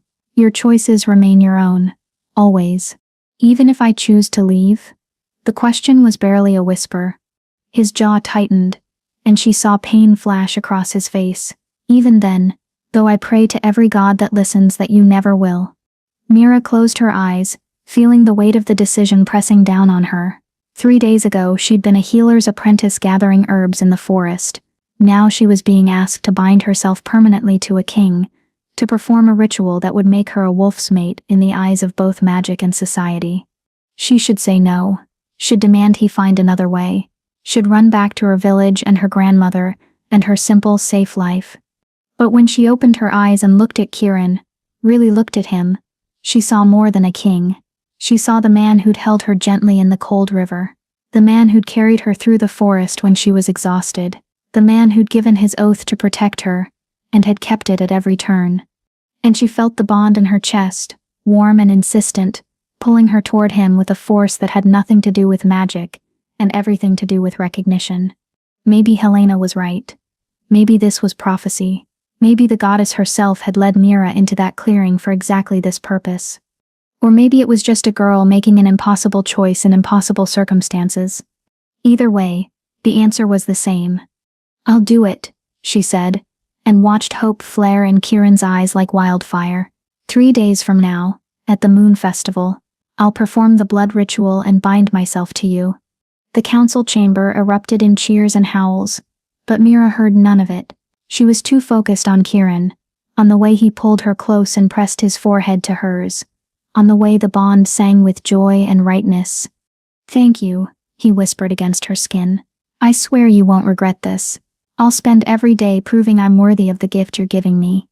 "You'd better," she murmured back, trying to sound fierce even as her heart raced, "because if you make me regret this, I'll break more than just your chains." His laugh was warm and genuine, and when he kissed her forehead, right over the mark that bound them, Mira felt something in her chest settle into place. She'd made her choice. In 3 days, she would bind herself to an Alpha King permanently. And somehow, terrifyingly, it felt like coming home. Chapter 7. The Moon Festival.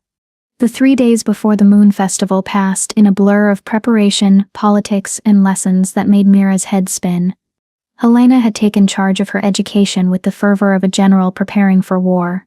"You need to understand wolf culture," the older woman had said on the first day, spreading maps and genealogy charts across a table in Mira's chambers.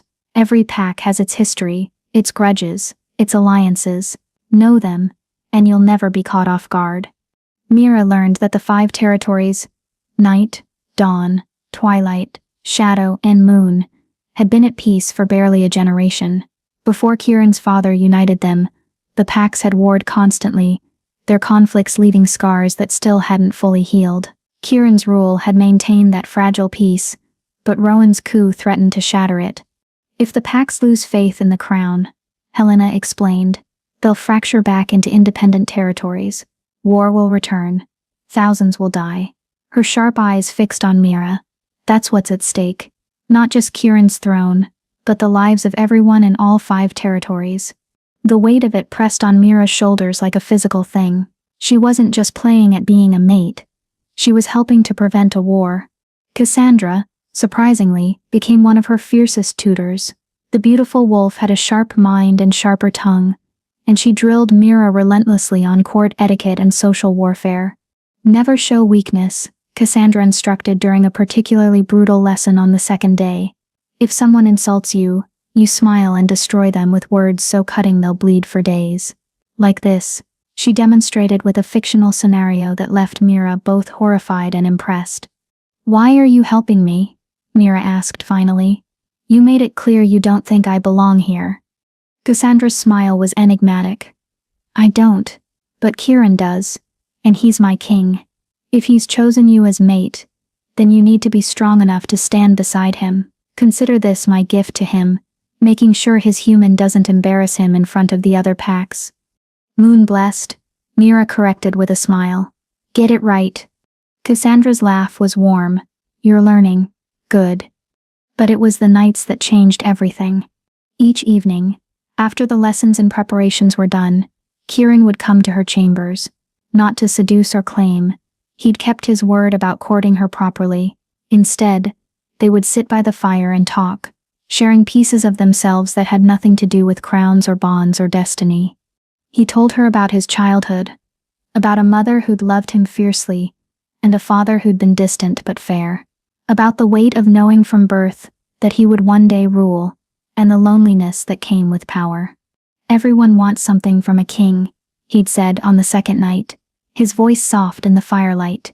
"Loyalty, favors, justice, vengeance, but no one just wants me, the person behind the crown, until you. I want plenty from you," Mira had teased, trying to lighten the mood. "I want you to win. I want you to keep your promises. I want you to not get me killed. But you don't want me for my crown. You'd have been happier if I'd just been a wolf, wouldn't you? No politics, no danger. Just a man." She'd thought about lying, but the bond made dishonesty feel wrong. "Yes," she'd admitted, "but you're not just a man. You're a king, and I'm learning that maybe that's not such a terrible thing." His smile had been brilliant, hopeful, and he'd reached for her hand with a gentleness that made her heart ache. She told him about her life too, about her grandmother's wisdom, about the children she'd helped heal, about the quiet joy she found in making people better, about the loneliness of being different in a small village, of having magic that set her apart even as it drew people to her for help. "I always felt like I was waiting," she'd confessed on the third night, the eve of the festival, "like my life was supposed to be more than herbs and broken bones, but I didn't know what, and then I found you in that clearing, and everything changed." "Regret it?" His voice had been carefully neutral, but she'd felt the tension in him through the bond. "Ask me again after the festival," she'd replied, not quite ready to admit the truth, that no, she didn't regret it, that these 3 days had been terrifying and overwhelming, and more alive than anything she'd experienced in her entire life. That she was falling for him, bond or no bond, magic or no magic. Now, standing in her chambers on the morning of the festival, Mira stared at her reflection, and barely recognized herself. The dress they'd prepared for her was stunning, white as moonlight, with silver embroidery that seemed to move and shift, like living things. It left her shoulders bare, the better to show the mark that would be placed there during the ritual. Her hair had been woven with silver threads, and tiny crystals that caught the light like stars. The circlet sat on her head, and the moonstone at its center pulsed with power that resonated with her moon-blessed magic. She looked like something out of a fairy tale, beautiful, ethereal, untouchable. She looked like a queen. Magnificent. Kieran's voice came from the doorway, and Mira turned to find him watching her, with an expression that made heat pool in her belly. He was dressed in formal attire, black and silver that matched her dress, his dark hair loose around his shoulders. He looked every inch the Alpha King, powerful and dangerous and devastatingly handsome. "You don't look so bad yourself," she managed, her voice embarrassingly breathless. He crossed to her, moving with that liquid grace that marked him as predator, and took her hands in his. "Are you ready for this? Truly? Because if you're not, we can still— I'm ready. She squeezed his hands, drawing strength from his warmth. I'm terrified, but I'm ready. Good. He lifted one hand to his lips, pressing a kiss to her palm that sent shivers up her arm. Because you're going to be brilliant. The Pax will see you, and understand why the goddess chose you for me. They'll see your strength, your courage, your light, and they'll know that I am the luckiest bastard alive to have earned your trust. You haven't earned it yet, Mira teased, trying to calm her racing heart. You've rented it, with an option to buy if you behave. His laugh was rich and warm. Then I'll have to be on my best behavior. He offered his arm. Come. It's time to show the 5 territories what a real queen looks like. The Moon Festival was held in neutral territory, a massive clearing deep in the forest, where the trees formed a natural amphitheater. By the time Kieran and Mira arrived, hundreds of wolves had already gathered, their conversations dying to shocked silence, as the Alpha King stepped into the clearing with his mate at his side. Mira felt every eye turn to them, felt the weight of their stares like physical pressure, but she kept her chin high, her hand steady on Kieran's arm, and walked like she belonged there. Because she did. She'd earned her place through blood and choice, and courage. No one could take that from her. The clearing was breathtaking. Torches burned in a great circle, their light reflecting off decorations of silver and crystal. At the center stood an ancient altar carved with runes that made Mira's moon-blessed senses tingle. The full moon hung overhead, massive and silver, bathing everything in ethereal light. And standing by the altar, dressed in stolen finery with a crown of thorns on his head, was Rowan. Mira recognized him instantly, even though she'd never seen him before. He looked like Kieran. Same dark hair, same sharp features, same predatory grace, but where Kieran's eyes were ice blue and honest, Rowan's were amber and cunning, and where Kieran carried power with natural authority, Rowan wore it like stolen clothes that didn't quite fit. Well, well, Rowan's voice carried across the clearing, smooth and mocking. My dear brother, I'd heard rumors of your survival, but I confess I didn't believe them. After all, the chains that bound you were supposed to be unbreakable. Supposed to be, Kieran replied calmly, leading Mira forward. But you underestimated one crucial factor. And what's that? The power of a moon-blessed woman, with a good heart and steady hands. Kieran pulled Mira forward slightly, presenting her to the assembled Pax. Allow me to introduce Mira of Thornwick, my mate and your future queen. She broke your chains, cousin.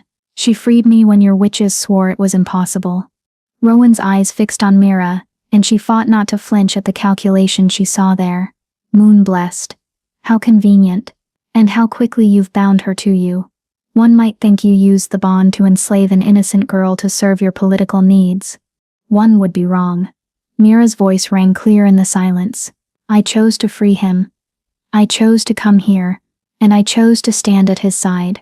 No magic forced my hand except the simple truth that your chains were torture and he was suffering. How noble. Rowan's smile didn't reach his eyes. And I suppose you've also chosen to perform the blood ritual tonight? To bind yourself permanently to a king who will use you and discard you the moment you're no longer useful. I've chosen to bind myself to a man who gave me his oath to protect me, and has kept it at every turn. Mira stepped forward, leaving Kieran's side to face Rowan directly. A man who could have forced me, but chose to court me instead. A man who values mercy and honor over cruelty and ambition. Can you say the same, false king? The insult landed like a slap. Rowan's eyes flashed amber gold, his wolf rising to the surface. You dare. I dare a lot of things. Mira's voice was steady even as her heart hammered, including calling out a pretender when I see one. You wear a stolen crown, Rowan Nightshade. It doesn't fit, and everyone here knows it. The assembled wolves murmured, and Mira saw approval on some faces, shock on others. Rowan's jaw tightened with barely controlled rage. Careful, little human, he said softly, dangerously. You're in a clearing full of wolves. One word from me, and they'll tear you apart. One word from you, and you'll start a civil war. Kieran was suddenly at Mira's side, his power rolling out like a wave. This is sacred ground, cousin. Neutral territory. where violence is forbidden by the goddess herself. You know the laws as well as I do. Anyone who sheds blood here tonight will be cursed. Then perhaps, a new voice interrupted. Cool and feminine, we should let the goddess decide who's telling the truth. An old woman stepped from the crowd.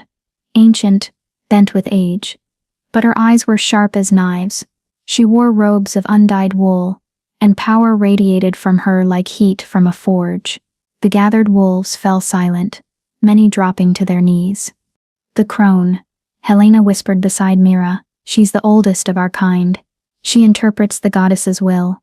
The crone moved to the altar with slow, deliberate steps, her gaze sweeping over Kirin, then Rowan, then finally settling on Mira, a moon blessed in our midst. How rare, how precious. She crooked a finger. Come here, child. Let me see you properly. Mira approached on shaking legs, feeling the weight of the crone's attention like a physical thing.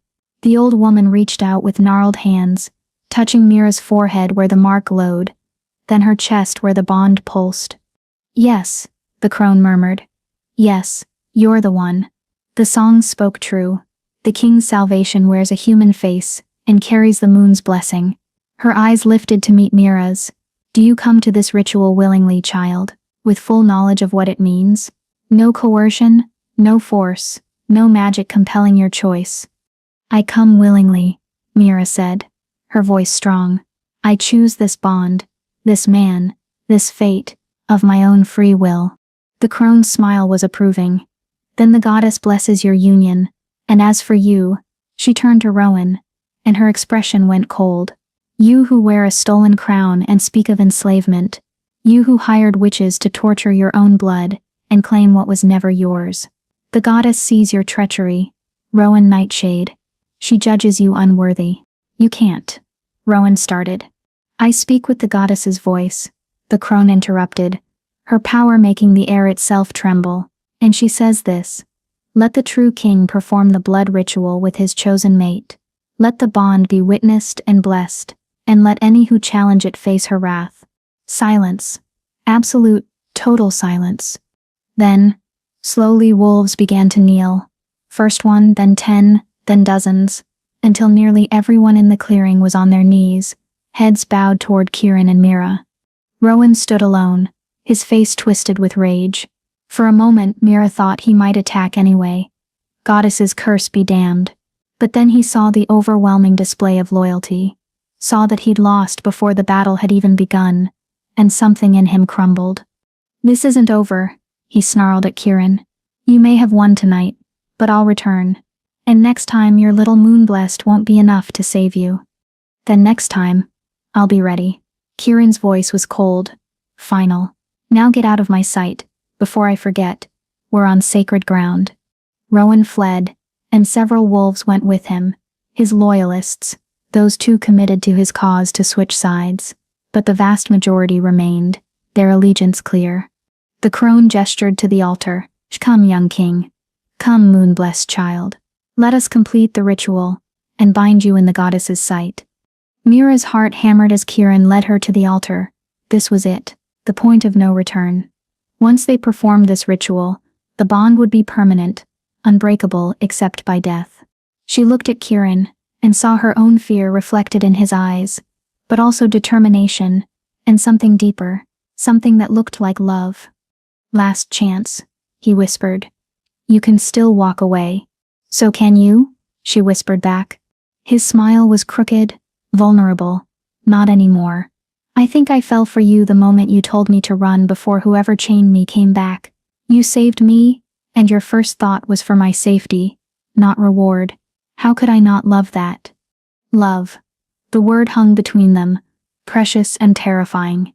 Ask me again, Mira said softly, after the ritual, when we're bound and it's too late to take it back. Ask me then if I regret this. I will, he promised.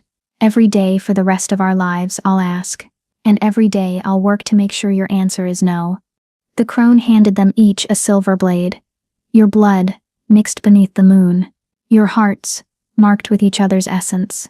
Your words, spoken in the old tongue. Are you ready? Mira took the blade with steady hands. Yes. Then begin. Kieran cut his palm first, letting blood well up dark and rich.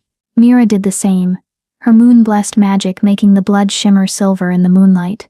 They pressed their palms together, and power exploded between them, not painful, but overwhelming, like lightning and starlight, and every beautiful, terrifying thing in the world, condensed into a single moment.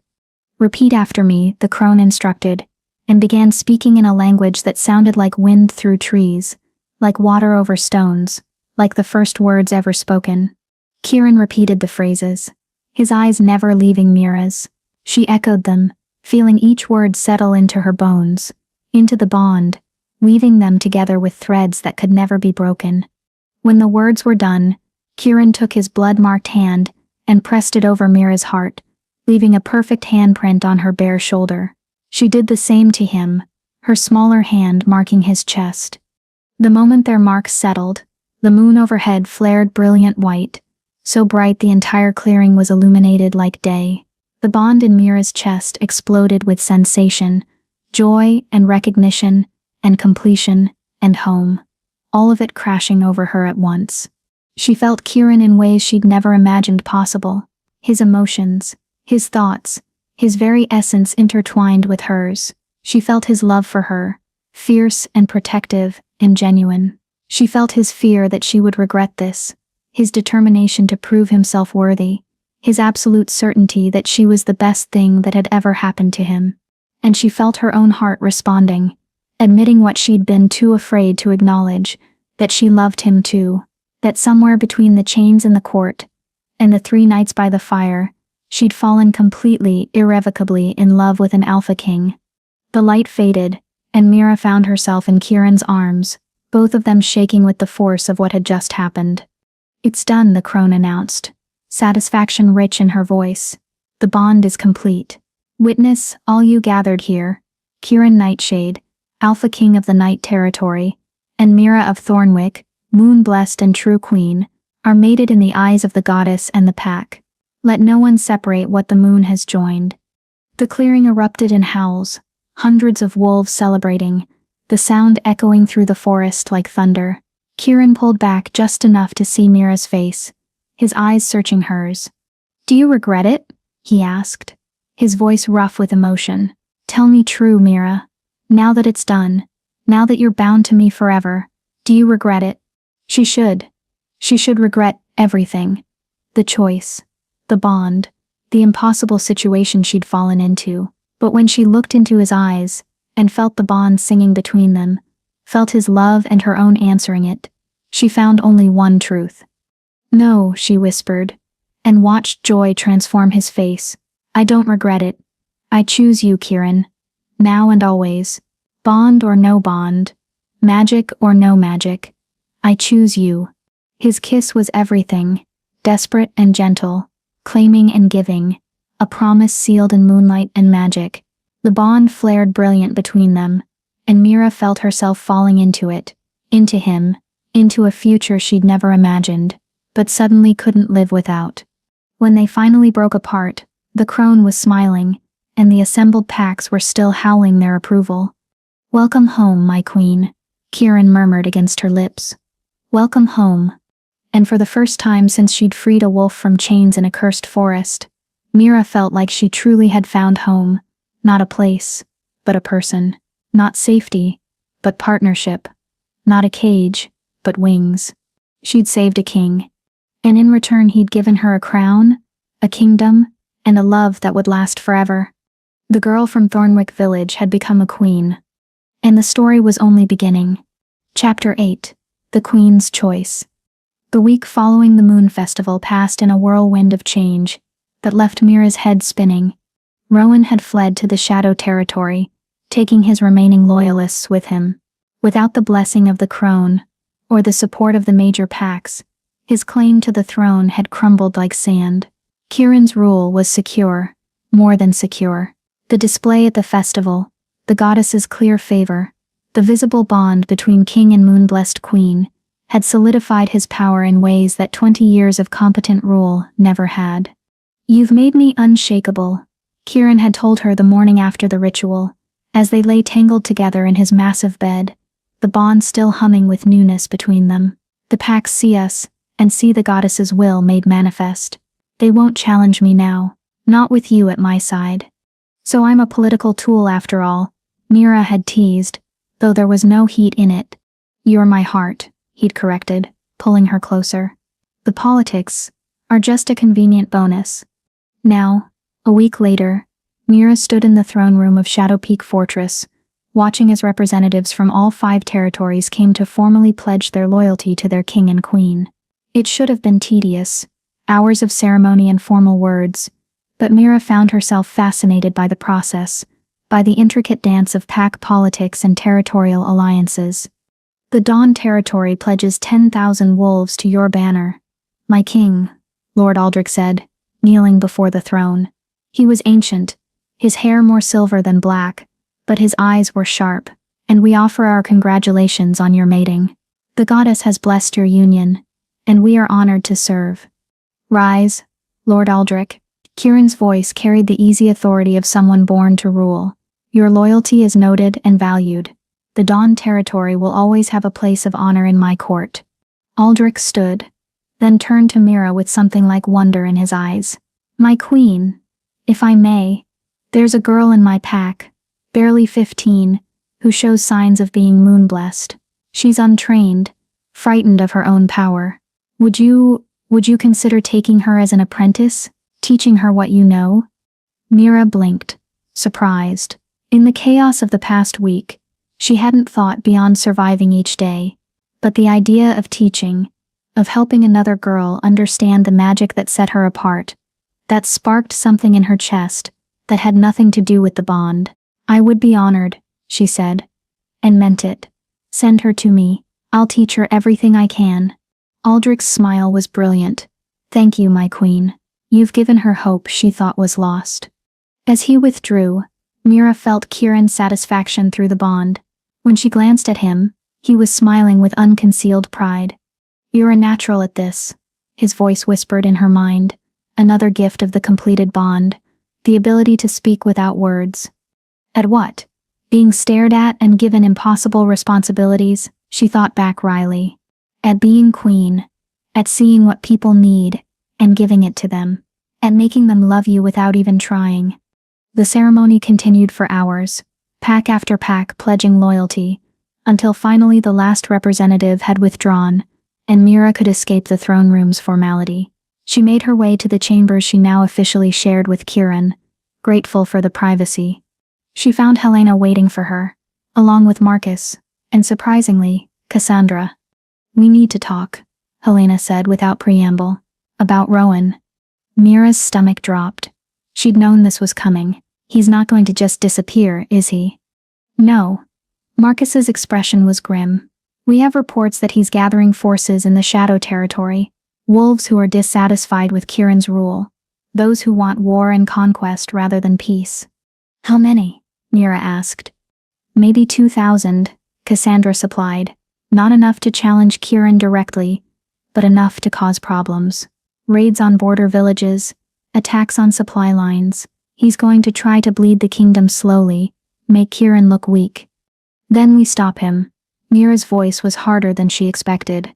We can't let him terrorize innocent people just because he's angry about losing. Agreed, Helena said. But the question is, how? Kieran wants to lead an army into the Shadow territory and end this once and for all, but that means war, and war means casualties. Thousands could die. There has to be another way, Mira insisted. Some way to stop Rowan without starting a war that will kill people on both sides. The 3 wolves exchanged glances, and Mira felt like she was missing something. There is one way, Cassandra said slowly. But it's dangerous, and Kieran will never agree to it. Tell me. You challenge Rowan directly. Helena's words fell like stones. Not Kieran. You. A formal challenge from queen to pretender, witnessed by the goddess. Single combat. Winner takes all. Mira stared at her. I'm not a warrior. I'm a healer. I'd last about 30 seconds against a wolf. Not in physical combat, Marcus corrected. In magical combat. Moonblessed versus witch-touched. Your magic is stronger than his hired witches, Mira. We've all felt it. If you challenged him to a battle of pure power, witnessed on sacred ground, you would win. And if I didn't? Then Rowan would have the right to claim the throne, and Kieran would be bound by sacred law to step down.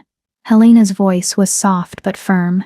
It's an enormous risk, which is why Kieran will never allow it. He'd rather go to war than put you in danger. But war would kill thousands, Mira said quietly. How many people die if I don't take this risk? Mira. No. Kieran's voice came from the doorway, sharp with panic. He crossed to her in 3 strides, his hands gripping her shoulders. Whatever they're suggesting, the answer is no. I won't risk you, not for any crown, not for any kingdom. You were listening. It wasn't a question. I felt your distress through the bond. Of course I came. His eyes were fierce, frightened. And I heard enough. You're not fighting Rowan. That's final. Is it? Mira pulled away from him, feeling anger spark in her chest. You swore I would be your equal, Kieran. That means I get a say in decisions that affect the kingdom. Our kingdom. Not when those decisions involve you dying. People are already dying. Mira's voice rose. Villages are being raided. Families are being torn apart. How many more deaths before you decide my safety isn't worth the cost? Every single one, Kieran snarled, his wolf rising to the surface. I would let the entire kingdom burn before I risked losing you. Don't ask me to choose between you and my crown, Mira. You'll hate the answer. The bond thrummed with his fear, his desperation, his absolute refusal to even consider putting her in danger. And Mira felt her heart break a little, because she understood. She would feel the same if their positions were reversed. But understanding didn't make it right. Then you're not the king I thought you were, she said softly, and watched him flinch. The Kieran I fell in love with valued his people's lives. He carried the weight of their safety like a sacred duty. He wouldn't sacrifice thousands to protect one person, even if that person was his mate. Mira. I'm going to challenge Rowan. Her voice was steady, certain, with or without your blessing. Because that's what a queen does. She protects her people, even when it's terrifying, even when it means risking everything. I forbid it. Kieran's voice cracked like a whip, carrying alpha command that made even Helena and Marcus flinch. As your king and your mate, I forbid you from taking this risk. Mira felt the command, tried to settle over her, felt the bond pull taut, as Kieran tried to use their connection to force her compliance. For a moment, she wavered, the magic pressing down on her with crushing weight. Then her moon-blessed power flared, and the command shattered like glass. Kieran stumbled back, shock written across his face. Because I'm not just your mate, Mira said, her voice ringing with power she was only beginning to understand. I'm moon-blessed. I'm a queen in my own right. And you swore I would always have my choices. You don't get to use the bond to control me, Kieran. Not even out of love. The silence that followed was absolute. Helena, Marcus, and Cassandra had all gone perfectly still, watching the confrontation with wide eyes. Kieran's face was a storm of emotions, fear, anger, helplessness, and under it all, devastating hurt. You would do this? His voice was barely a whisper. You would risk leaving me, breaking everything we've built, for people you barely know. I would do this, because of everything we've built. Mira crossed to him, taking his face in her hands. You taught me what it means to be a leader. You showed me that power comes with responsibility. You made me a queen, Kieran. Did you think I would wear the crown without accepting what it means? I thought. His voice broke. I thought you would stay safe. I thought I could protect you. You can't protect me from everything. And I don't want you to. She pressed her forehead to his, feeling tears slip free. I love you. I love you so much. It terrifies me. But I can't be the kind of queen who hides behind her king while people die. That's not who I am. It's not who you fell in love with. Through the bond, she felt his resistance crumbling, felt him recognize the truth in her words. He'd fallen for her courage, her compassion, her refusal to walk away from suffering. He couldn't ask her to become someone else, just because it would make him feel safer. If you die, he whispered against her skin, it will destroy me. The bond, the throne, everything. None of it means anything without you. Then help me win. Mira pulled back to meet his eyes. Train me. Teach me how to use my magic as a weapon, instead of just a tool for healing. Give me every advantage you can. And then trust me to fight for us, for our people, for the kingdom we're building together. Kieran closed his eyes, and she felt the war raging inside him, every protective instinct screaming against this, every fiber of his being wanting to lock her away where nothing could ever hurt her. But stronger than the fear was his love for her, and his understanding that controlling her would break both of them. 7 days, he finally said, his voice rough. You have 7 days to train. I'll teach you everything I know about magical combat. And if, when you face Rowan, you'll do it with every advantage I can give you. Thank you, Mira breathed. Don't thank me yet. His smile was bitter. Because I'm going to train you so hard, you'll wish you'd never suggested this. By the time I'm done with you, you'll be able to face down an army of witches and walk away unscathed. Promise? On my life, on my crown, on the bond between us. I promise.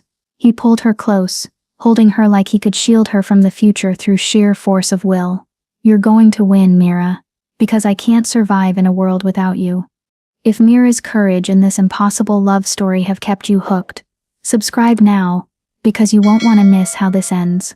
Join the thousands who believe some bonds are worth fighting for. The 7 days that followed were the hardest of Mira's life. Kieran trained her with the intensity of a general preparing for war. Each morning before dawn, they would go to the fortress's training grounds, and he would push her magic to its limits and beyond. She learned to shape her moon-blessed power into shields and weapons, to sense magical attacks before they landed, to turn an opponent's spell back on them with devastating precision. Your power is raw, Kieran explained on the 3rd day, watching as Mira shattered a target stone with a blast of silver light. Most moon-blessed spend years learning control. You have days. So we're going to focus on instinct over technique. When Rowan's witches attack, your magic will know what to do. Trust it. And if it doesn't know? Mira asked, breathing hard. Then I'll kill every single person who hurt you, burn the shadow territory to ash, and spend the rest of my life mourning. His voice was matter-of-fact, and the terrifying thing was that she knew he meant every word. By the 5th day, she could maintain a shield strong enough to stop a physical attack. By the 6th, she could sense magical traps before walking into them. And by the 7th, when Kieran threw everything he had at her in a mock battle that left them both exhausted and bloody, she held her own. You're ready, he admitted that night, as they lay together in the aftermath, her head on his chest. I hate it. But you're ready. You're going to walk into that clearing tomorrow, and show Rowan exactly what a moon-blessed queen can do. I'm terrified, Mira confessed. Good. Fear keeps you sharp. His arms tightened around her. Just remember you're fighting for them, for our people, but you're also fighting for us. For every morning we get to wake up together. For every night like this. For the future we're building. Don't let him take that from us, Mira. Don't let him win. I won't. She turned to kiss him, pouring everything she felt into it. Love, and fear, and determination, and hope. I promise you, Kieran. I'm coming back to you. Always. The challenge took place at dawn. On the same sacred ground where they'd performed the blood ritual. Rowan was already there when they arrived, surrounded by his remaining loyalists and 3 witches whose eyes glowed sickly green with borrowed power. So, Rowan drawled as Mira approached, the little human queen has decided to play warrior. How touching, and how foolish.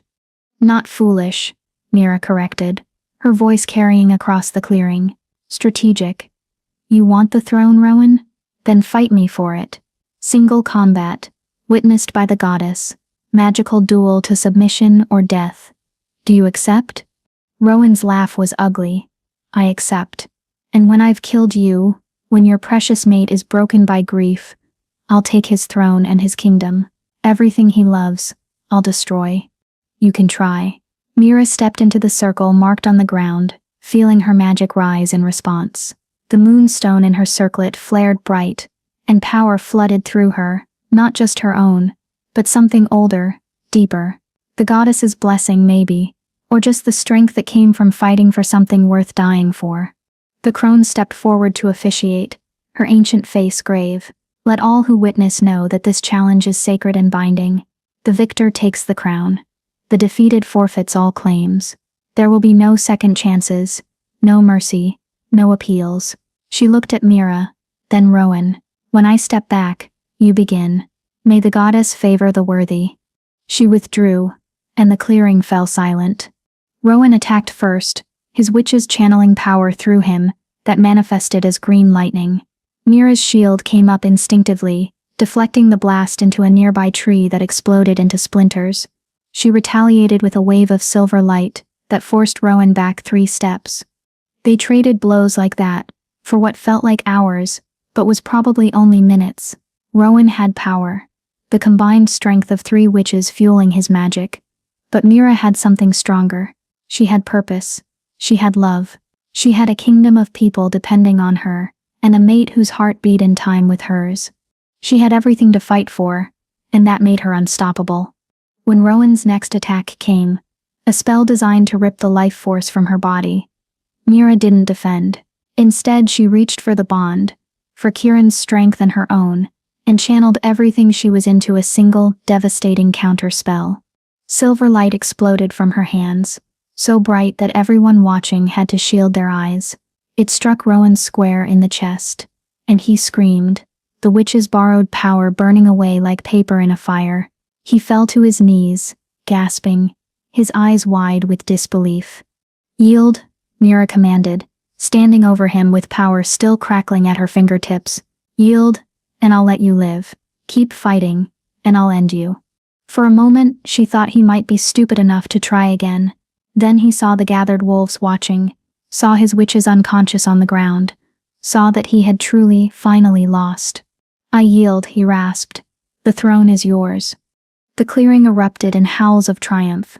Kieran was suddenly there, pulling Mira into his arms and spinning her around, his joy and relief flooding through the bond so strongly she could barely breathe. You did it, he whispered fiercely. My clever, brave, impossible mate, you saved us all. We saved us, Mira corrected, clinging to him. Together, always together. The crone approached, her smile warm. Well fought, young queen. The goddess is pleased. She turned to Rowan, her expression cooling. You are banished from all 5 territories. Take your loyalists, and go. If you ever return, the curse of the goddess herself will strike you down. Rowan staggered to his feet, and for just a moment, Mira saw something in his eyes. Not quite remorse, but maybe the beginning of understanding. You could have killed me, he said quietly. Why didn't you? Because mercy is stronger than cruelty, Mira replied. Because I'm not you, and because maybe, somewhere far from here, you'll learn that power isn't worth having if you have to destroy everyone to get it. He stared at her for a long moment, then nodded once, and turned away. His remaining followers, barely a dozen now, trailed after him, and Mira watched them go with a strange mix of pity and relief. Is it really over? She asked Kieran. It's really over. He pressed his forehead to hers, his hands cupping her face with infinite gentleness. You're safe. The kingdom is secure. We can finally just be what? Together, happy, whatever we want. His smile was brilliant, free of the weight he'd carried for so long. You've given me peace, Mira. Real peace, for the first time in 20 years. How can I ever repay that? You already have. She kissed him softly, feeling the bond sing with contentment. You gave me a crown, a kingdom, and a purpose I never knew I needed. You taught me to be brave. You showed me what love looks like when it's real and honest and worth fighting for. Then we're even, he murmured, against her lips. My queen, my mate, my heart. The wolves around them were celebrating, but Mira barely noticed. She was too focused on Kieran, on the bond between them, on the future spreading out ahead like an endless path of moonlight. She'd walked into a cursed forest to save her grandmother, and found a king in chains. She'd given her blood to free him, and bound herself to a destiny she never chose. But along the way, she'd fallen in love. She'd found her strength. She'd become someone she barely recognized, someone brave and powerful and capable of changing the world. The girl from Thornwick Village was gone. In her place stood a queen. 6 months later, Mira stood in her private garden, watching the sunset paint the sky in shades of amber and rose. The fortress had become home in ways she never expected, filled with laughter and purpose, and the endless work of ruling a kingdom. She'd taken 3 moon-blessed girls as apprentices, teaching them to control their power and understand their worth. She'd established healing houses in every major territory, places where the sick and injured could find care regardless of their pack status. She'd reformed laws that had been unjust, arbitrated disputes between territories, and slowly, carefully, turned the court of Night and Fang into something that resembled a true home rather than a battlefield. And through it all, Kirin had been beside her, supporting her, challenging her, loving her with an intensity that still took her breath away. "There you are." His voice came from behind her, warm and familiar. "I've been looking for you." I needed some air. She turned to find him carrying a letter, his expression carefully neutral. "What's that?" "A message from your grandmother." He handed it to her. "She's invited us to visit Thornwick. There's a festival in 2 weeks. She thought you might want to come home for it." Home. The word caught in Mira's throat. She'd been back to Thornwick twice since leaving, but always briefly, always with the weight of royal duty hanging over her. The idea of going just to visit, just to be Mira for a while, instead of Queen Mira, was suddenly overwhelmingly appealing. "Can we?" she asked. "Is the kingdom secure enough for us to disappear for a few days?" "The kingdom will survive without us." Kirin pulled her close, his hands settling at her waist. "Helena and Marcus can handle things here. And I think it would be good for us to remember where we came from, to see the clearing where this all started. Where I freed a wolf from chains," Mira murmured, smiling at the memory. "Was it really only 6 months ago? It feels like a lifetime." It was a lifetime. He kissed her forehead, right over the mark that still glowed faintly when she used her magic. "The life before, and the life after. And I know which one I prefer." "Me too." She stood on her toes to kiss him properly, pouring all her love into it. "Let's go. Let's visit Gran, and see the village and walk through that cursed forest together. I want to show you where I used to gather herbs. Where I used to dream about adventure without understanding what it would cost." "And what did it cost?" Kirin asked softly. Mira thought about everything she'd given up.